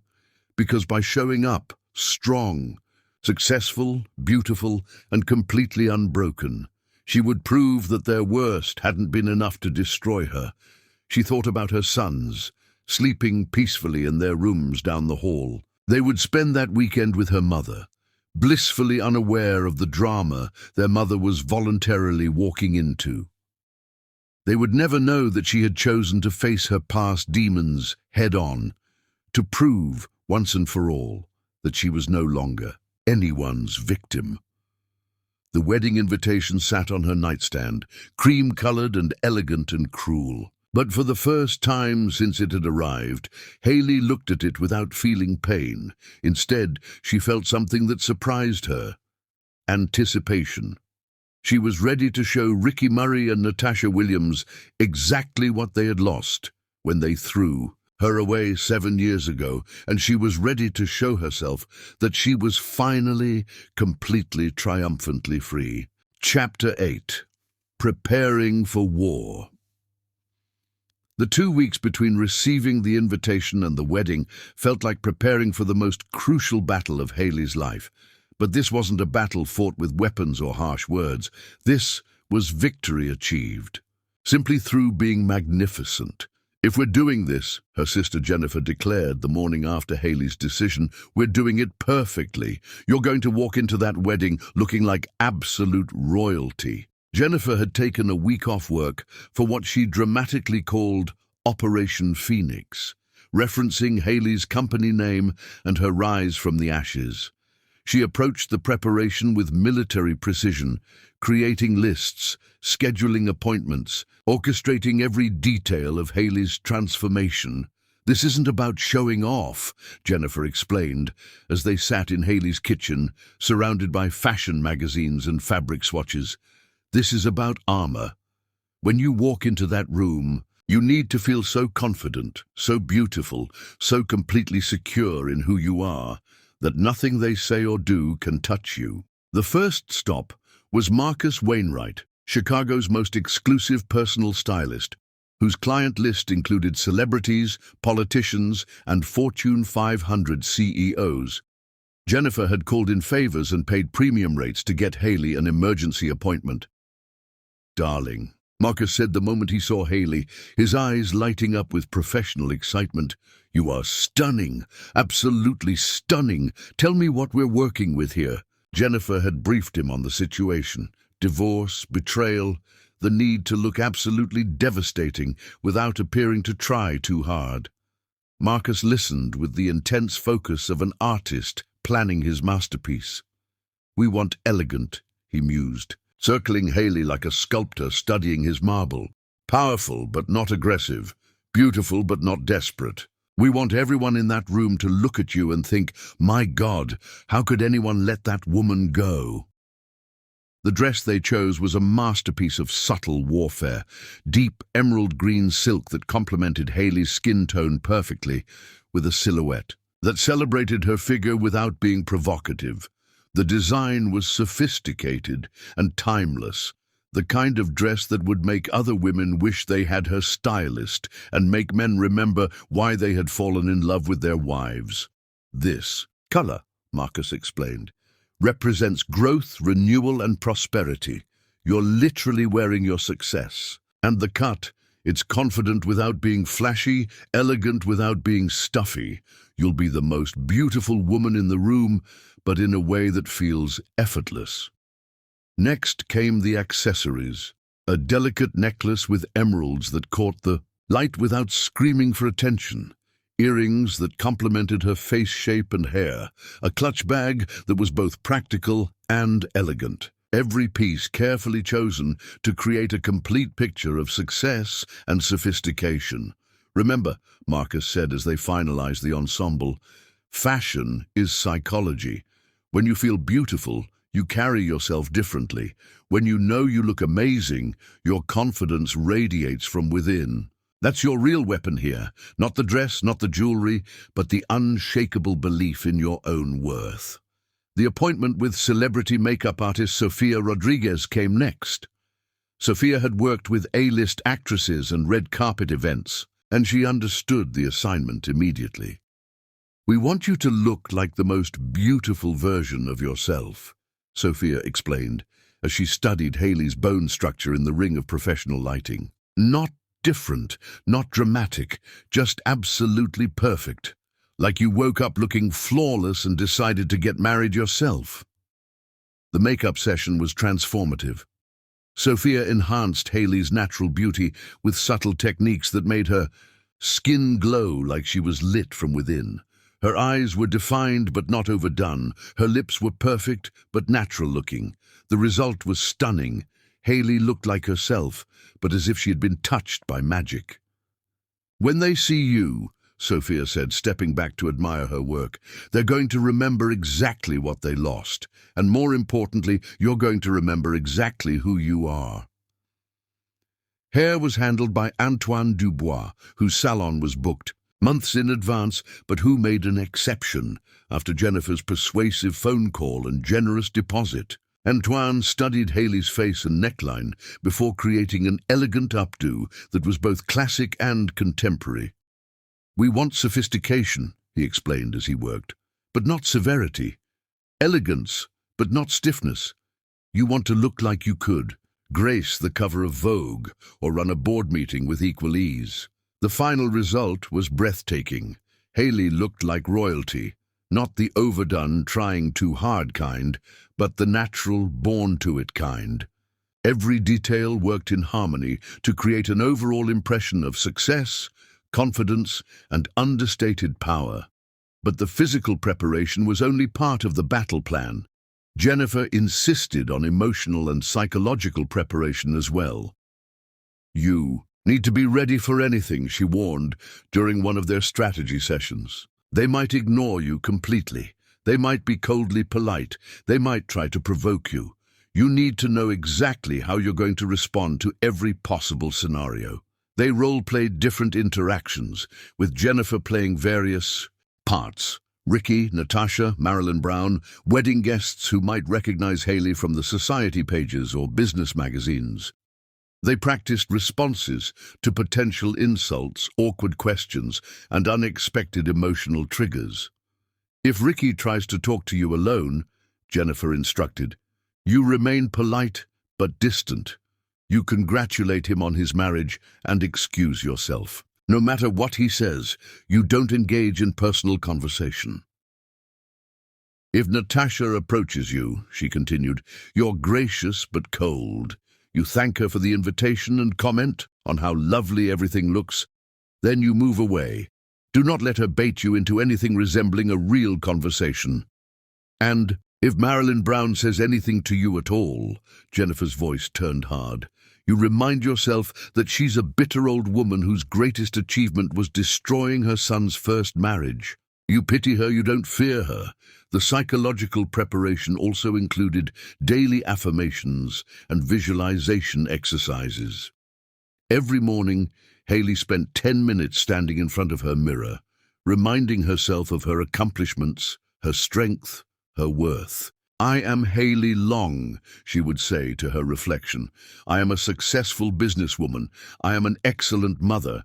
I am a survivor who became a thriver. I am beautiful, confident, and complete. Nothing they say or do can diminish who I've become." Dr. Mitchell helped with additional emotional preparation during their sessions. "Remember," the therapist said, "this wedding is not about you, it's about them. Their choices, their relationship, their celebration. You are simply a guest who happens to have history with the groom. You're not there to prove anything or settle any scores. You're there to demonstrate to yourself that you've moved beyond their ability to hurt you. The week before the wedding, Haley made a decision that surprised everyone, including herself. She decided to bring Marcus and Michael with her. Absolutely not, Jennifer said immediately. This is emotional warfare disguised as a social event. You cannot expose those children to whatever psychological games are being played here. But Haley had thought this through carefully. They're going to find out their father got remarried, whether I tell them or not. Kids at school will talk, or they'll see something online, or Ricky will mention it during one of his visits. I'd rather they hear it from me, and I'd rather they see that I can handle it with dignity. She paused, her voice growing stronger. More importantly, I want them to witness that their mother is strong enough to face anything, not hiding from it, not running from it, but walking into it with her head held high. That's a lesson worth learning. The decision sparked heated debates with Jennifer, concerned conversations with Dr. Mitchell, and careful discussions with the boys themselves. Dad is getting married to Miss Natasha, Haley explained to Marcus and Michael, using simple terms they could understand. They invited us to the wedding, and I think we should go. Will we have to live with them now? Michael asked, his 7-year-old mind trying to process the implications. No, sweetheart, Haley assured him. Nothing about your life is going to change. You'll still live here with me and Maria. You'll still go to the same school and have the same friends. Dad getting married doesn't change anything about our family. Will Miss Natasha be our stepmom? Marcus asked with the analytical precision that reminded Haley so much of herself. In a technical sense, yes, Haley replied carefully. But that doesn't mean anything has to change about your relationship with her or with your dad. You'll still see him the same amount during your regular visits. The boys processed this information with the remarkable adaptability of children who had learned to roll with life's complexities. They had never had a traditional nuclear family, so the idea of their father marrying someone else wasn't as devastating as it might have been for other children. Will you be sad? Michael asked, his empathetic nature showing through. Maybe a little, Haley admitted. Sometimes it's sad when chapters of our lives end completely. But I'll be okay because I have you two, and you're the best things that ever happened to me. Will you look really pretty? Marcus asked, making both Haley and Jennifer laugh. I'm going to look amazing, Haley promised. We all are. We're going to show everyone what a strong, beautiful family looks like. The decision to bring the boys required additional preparation. They needed appropriate formal wear, which led to a shopping expedition that resulted in 2 miniature suits that made them look like young gentlemen. They needed to understand wedding etiquette and behavior expectations. Most importantly, they needed to be emotionally prepared for a potentially difficult day. If anyone says anything that makes you uncomfortable, Haley told them, you come find me immediately. If you want to leave at any time for any reason, you tell me and we'll go. This is about showing respect and handling difficult situations with class, but it's not about suffering through anything that makes you unhappy. The boys, who had inherited their mother's resilience and intelligence, seemed to understand the gravity of the situation without being overwhelmed by it. They were excited about the formal clothes, curious about seeing their father get married, and completely confident that their mother could handle whatever the day brought. 3 days before the wedding, Haley received an unexpected phone call from Ricky himself. Haley? His voice was hesitant, uncertain. I got a message that you RSVP'd yes to the wedding. I wanted to make sure that was intentional. It was intentional, Haley replied, her voice calm and professional. Thank you for the invitation. You don't have to come, he said quickly. I mean, if it's going to be difficult for you, it won't be difficult for me, Haley lied smoothly. I hope you and Natasha have a beautiful wedding and a happy marriage. There was a long pause. Are you bringing anyone? He asked finally. "I'm bringing Marcus and Michael," she said. "I thought they should be there for their father's wedding." Another pause, longer this time. That's good. I'm glad they'll be there." "Ricky," Haley said, "I want you to know that I harbor no ill will toward you or Natasha. What happened between us was a long time ago. I've moved on completely, and I hope you have too. It was another lie, but a necessary one. She did harbor ill will, how could she not? But she would never let him know that, would never give him the satisfaction of knowing he still had the power to hurt her. "Thank you," he said, and she could hear the relief in his voice. That means a lot." After the call ended, Haley sat in her office, looking out at the Chicago skyline she had conquered, thinking about the strange turns life could take. In 3 days, she would watch the man who had once promised to love her forever pledge his life to someone else. She would smile and be gracious while her heart dealt with whatever emotions the day brought, but she would survive it. More than survive it, she would triumph over it, because she was no longer the broken woman who had signed divorce papers 7 years ago. She was Haley Long, Phoenix, risen from ashes, mother of 2 incredible boys, builder of empires, survivor of betrayals, and she was ready to show the world exactly who she had become. The war was coming, and Haley Long was prepared to win it simply by being magnificently, unshakably herself. Chapter 9. The Wedding Day Confrontation. The Palmer House Hilton had been transformed into a fairy tale wedding venue, with cascades of white roses, golden lighting, and elegance that whispered of unlimited budgets. Haley arrived with Marcus and Michael at precisely 4:15 p.m., 15 minutes after the ceremony's scheduled start, late enough to make an entrance without disrupting the proceedings. The 3 of them emerged from their hired black car, and the effect was immediate and electric. Haley looked like absolute royalty. In her emerald green silk dress, her hair styled to perfection, her makeup flawless. The boys flanked her in their perfectly tailored suits, resembling young princes accompanying their queen mother. Every eye that witnessed their approach turned and stared. Whispers rippled through the wedding guests gathered in the hotel's elegant lobby. Haley felt the attention, the shock, the curiosity, but maintained her serene composure with her head held high. "Remember," she whispered to her sons as they walked toward the ceremony space, "we're here to show respect and handle ourselves with class. Whatever happens, we stay together, and we stay strong." "You look like a princess, Mom," Michael whispered. Back, his 7-year-old eyes wide with admiration. "You look like a queen," Marcus corrected with his usual precision. The ceremony was already in progress when they slipped into the back of the room.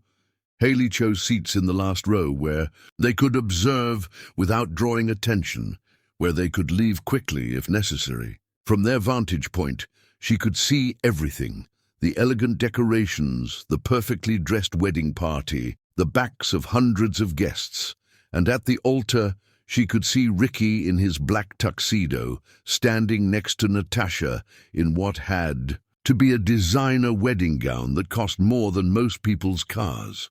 For a moment, just a moment, Haley felt a stab of pure pain. Not because she still loved Ricky, but because of the sheer injustice of it all. Here he was, celebrating his new beginning with the woman who had helped destroy his first marriage, surrounded by people who knew nothing about the lies and manipulation that had brought them to this moment. But the pain passed quickly, replaced by something much stronger: pity.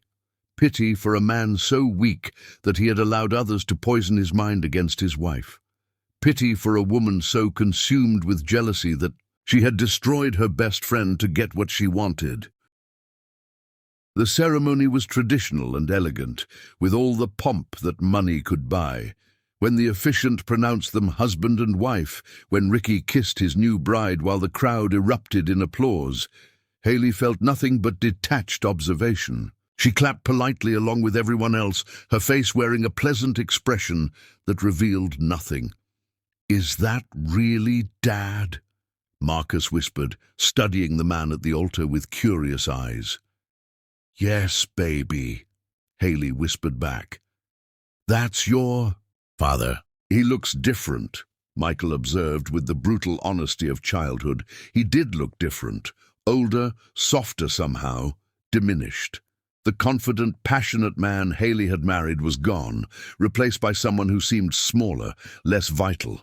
As the newlyweds recessed down the aisle, Haley got her first clear look at Natasha as a bride. Her former best friend was undeniably beautiful in her wedding finery, but there was something desperate in her smile, something too bright about her happiness. She looked like a woman who had finally gotten what she wanted, but wasn't entirely. Sure, it was worth what she had paid for it. Their eyes met for just a moment as Natasha passed their row. The bride's smile faltered when she saw Haley sitting there like an elegant spectre from the past, beautiful and composed and completely unbroken.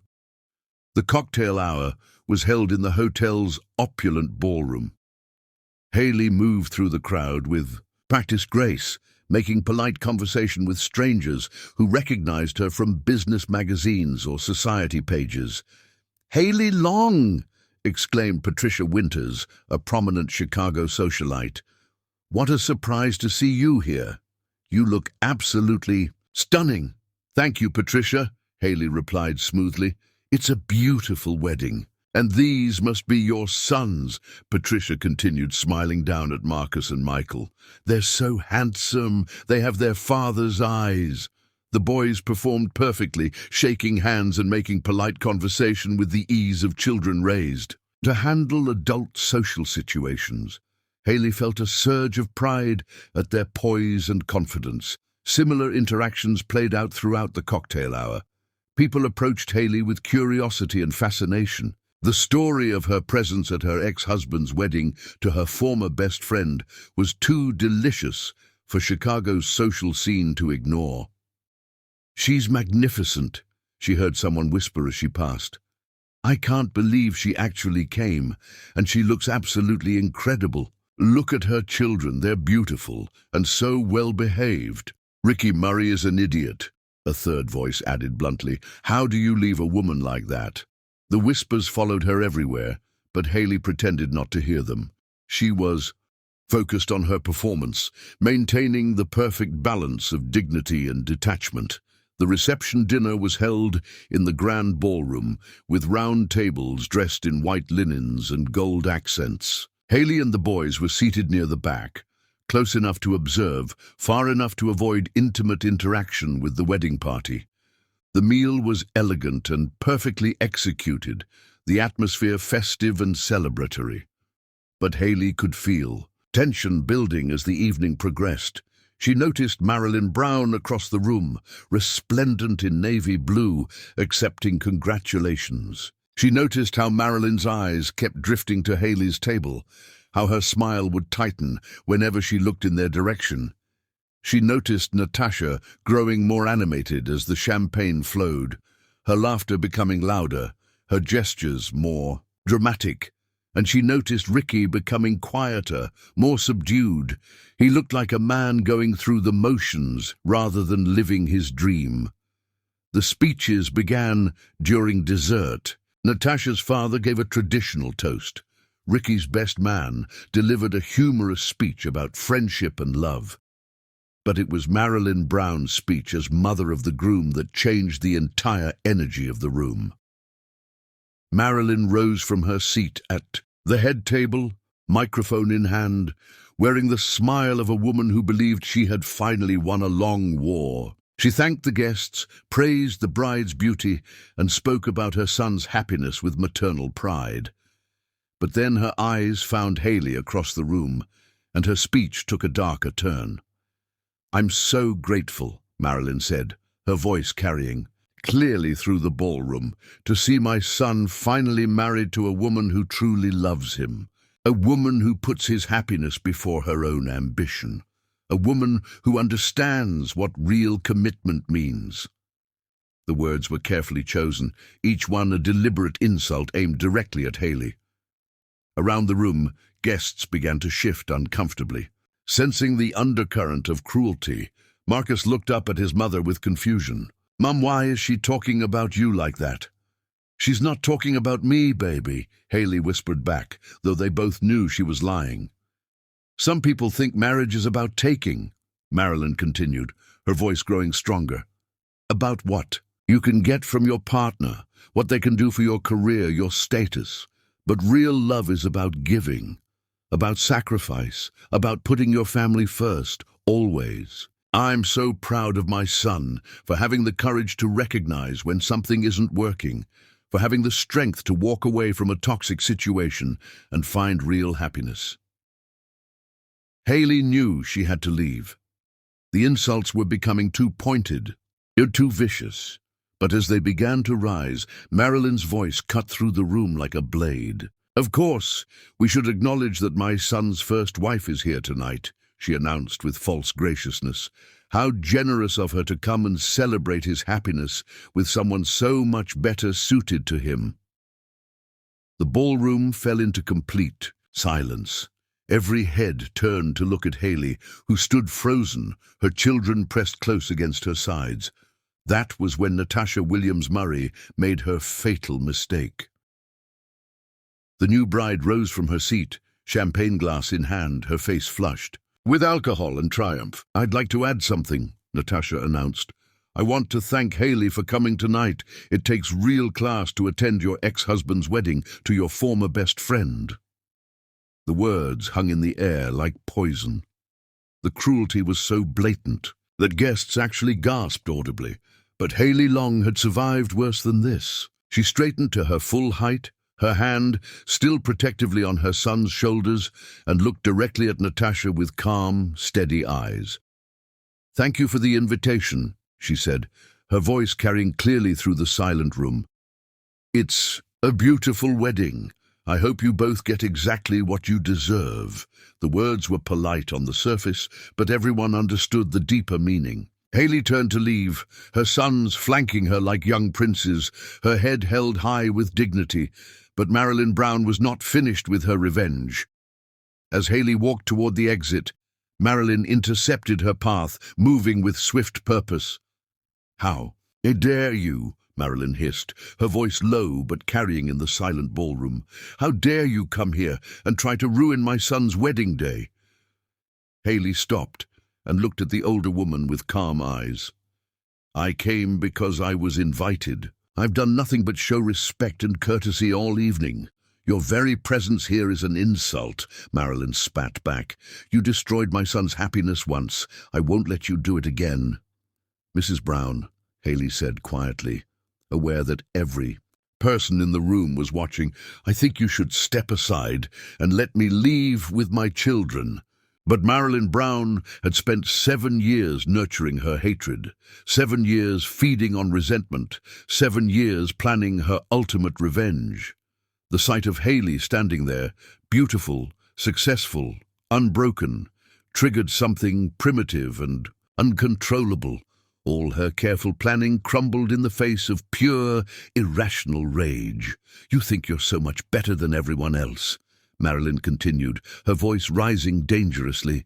"You think you can just waltz in here with your designer dress and your perfect children and make everyone remember what a victim you are. Well, you're not a victim. You're a manipulator, a destroyer of families." And that was when 7 years of rage finally exploded. Right there in front of the crowd, cameras and flashing lights, Marilyn Brown drew back her hand and slapped Haley Long across the face with every ounce of strength and venom she possessed. The sound echoed through the ballroom like a gunshot. The crowd gasped. Silence fell. Her sons stepped forward instantly, furious and protective, ready to defend their mother, but Haley held her ground. No tears, no screaming, no dramatic reaction, just silence and power. She touched her reddened cheek with her fingertips, looked at Marilyn Brown with something that might have been pity, and then spoke in a voice that carried to every corner of the room.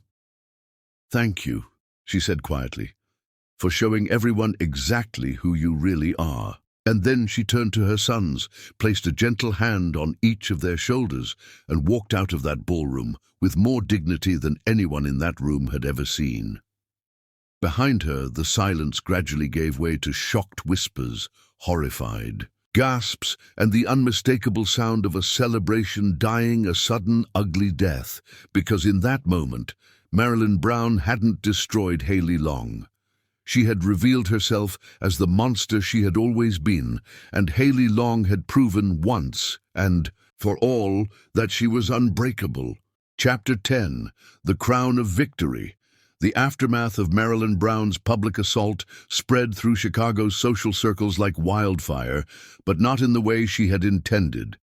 By the time Haley and her sons reached their car outside the Palmer House Hilton, cell phone videos of the incident were already spreading across social media.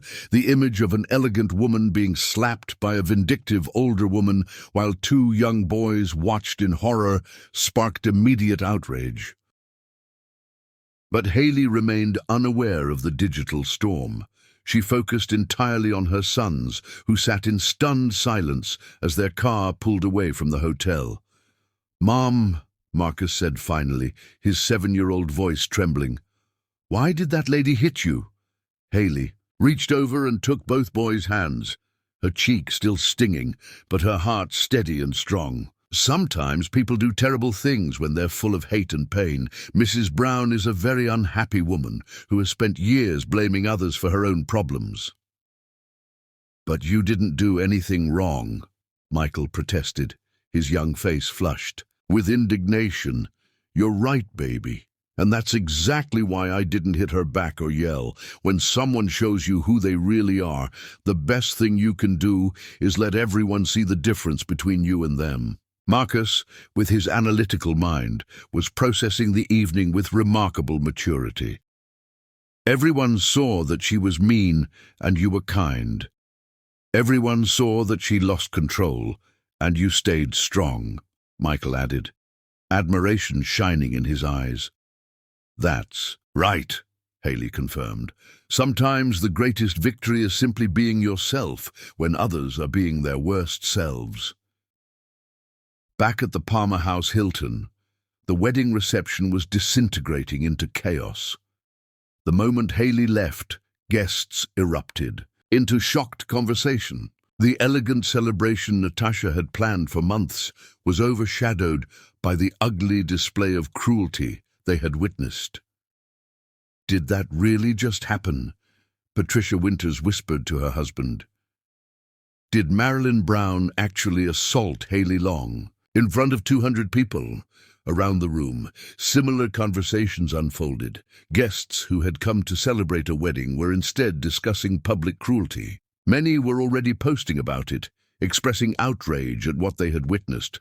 At the head table, Ricky sat in stunned silence, his face pale with shock and something that looked remarkably like regret. For the first time in 7 years, the fog of manipulation began to clear. He had watched his mother attack an innocent woman, the mother of his children, while his sons stood helplessly by. He had seen Haley's grace under attack, her dignity in the face of cruelty, and he realized with crushing clarity what he had lost. "Ricky," Natasha hissed, grabbing his arm, "say something. People are staring." But Ricky couldn't speak. The woman he had once promised to love and protect had just been publicly humiliated while he sat silent. Within hours, the story had been picked up by local Chicago news stations. By morning, it was circulating on social media with hashtags like "Her dignity under fire." The contrast between Haley's grace and Marilyn's viciousness was so stark that public opinion was overwhelmingly supportive of Haley. The Chicago Tribune ran a story titled "Grace Under Pressure at Local Wedding." Local business networks began discussing the incident, recognizing character under pressure, a quality valued in professional circles.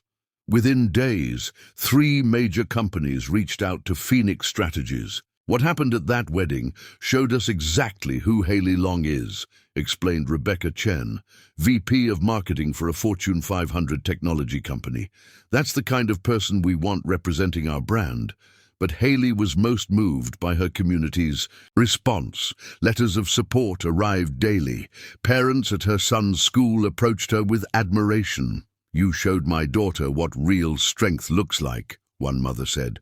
"Thank you for demonstrating that dignity is always more powerful than cruelty." The legal ramifications were swift. The assault, captured on video and witnessed by hundreds, resulted in criminal charges against Marilyn Brown. More significantly, it triggered a custody review for Marcus and Michael. The court is very concerned about the toxic environment our children may be exposed to, explained Haley's attorney. "We're requesting supervised visitation and that Marilyn Brown be prohibited from contact with the children." Ricky, facing the possibility of losing access to his sons entirely, requested a private meeting with Haley. They met at a quiet cafe downtown. Ricky looked older than his 38 years, worn down by guilt and realization of how thoroughly he had been manipulated. "I don't know how to apologize for what my mother did," he began, his voice heavy with shame. "There's no excuse. It was wrong and I should have stopped her." "You should have stopped her 7 years ago," Haley replied quietly, "when she was destroying our marriage, when she convinced you to abandon your pregnant wife." Ricky flinched. "I can see now how she manipulated me, how she twisted everything, how she made me doubt you when I should have trusted you. And Natasha?" Gradually I realized her role, little things that didn't add up, but I didn't want to see it because that would mean I'd destroyed our marriage for nothing. Haley felt a moment of pity for the broken man before her. "What do you want from me, Ricky?" "I want to be a real father to Marcus and Michael. I want to protect them from my mother's toxicity. And Natasha, I don't know if our marriage can survive this. How do you trust someone who spent years lying to you?" They negotiated new arrangements prioritizing the boys' well-being. Ricky would see them regularly, but only in environments where Marilyn was not present. "They're incredible kids," Ricky said as their meeting concluded. "You've done an amazing job raising them." "I had to," Haley replied. "They deserved the best I could give them." As spring turned to summer, the incident's effects continued rippling through everyone's lives. Marilyn Brown, facing criminal charges and social ostracism, became a pariah. The woman once respected as a community pillar was now known as the bitter mother-in-law who had assaulted her son's ex-wife at a wedding. Natasha's marriage to Ricky lasted 18 months. When Ricky finally understood the full extent of his wife's deception and her role in destroying his first marriage, he filed for divorce. The irony wasn't lost on anyone. He was experiencing the doubt and suspicion he had once inflicted on Haley. But for Haley, the incident had become a strange gift. The public validation had brought opportunities she never could have imagined. More importantly, it provided final closure on a chapter that had haunted her for years. Standing in her office one evening in late summer, watching the sunset over the city she had conquered, Haley reflected on her journey. The naive young woman who had believed love would overcome any obstacle was truly gone. In her place stood a warrior tested by fire and emerged stronger, wiser, and more beautiful than ever. Her sons were thriving, growing into young men who understood integrity, kindness, and strength. Her business flourished, built on hard work, innovation, and authentic relationships. Her life overflowed with purpose, meaning, and genuine happiness. Most importantly, she had learned she didn't need anyone's approval to know her worth. The crown of victory she wore wasn't given by external forces. She had forged it herself through years of perseverance, growth, and refusing to let others' cruelty diminish her spirit. Marcus and Michael burst into her office, fresh from school, full of stories and boundless energy. "Mom," Michael called out, "can we get pizza for dinner? Marcus thinks we should have healthy food, but I think we should celebrate." Celebrate what? Haley asked, pulling both boys into a hug. Celebrate being us, Marcus said simply. Celebrate being the best family ever. Haley smiled, feeling the truth of those words settle into her heart like a blessing. They were the best family ever, not because they were perfect, but because they had been built with love, truth, and unshakable loyalty to each other. She had survived the worst betrayal imaginable and transformed it into fuel for an extraordinary life. She had raised sons who were kind, strong, and confident. She had built a business that made a difference. She had surrounded herself with people who valued her for who she truly was. As they walked home together through the Chicago streets she had conquered, Haley Long knew with absolute certainty that she had won every battle that mattered. The woman who rose from the ashes was not the same person who had been broken 7 years ago. She was something far more powerful, someone who understood that true victory came not from revenge, but from the simple, magnificent act of living well. She was crowned not by others, but by her own unbreakable spirit, and she was, finally and completely, free.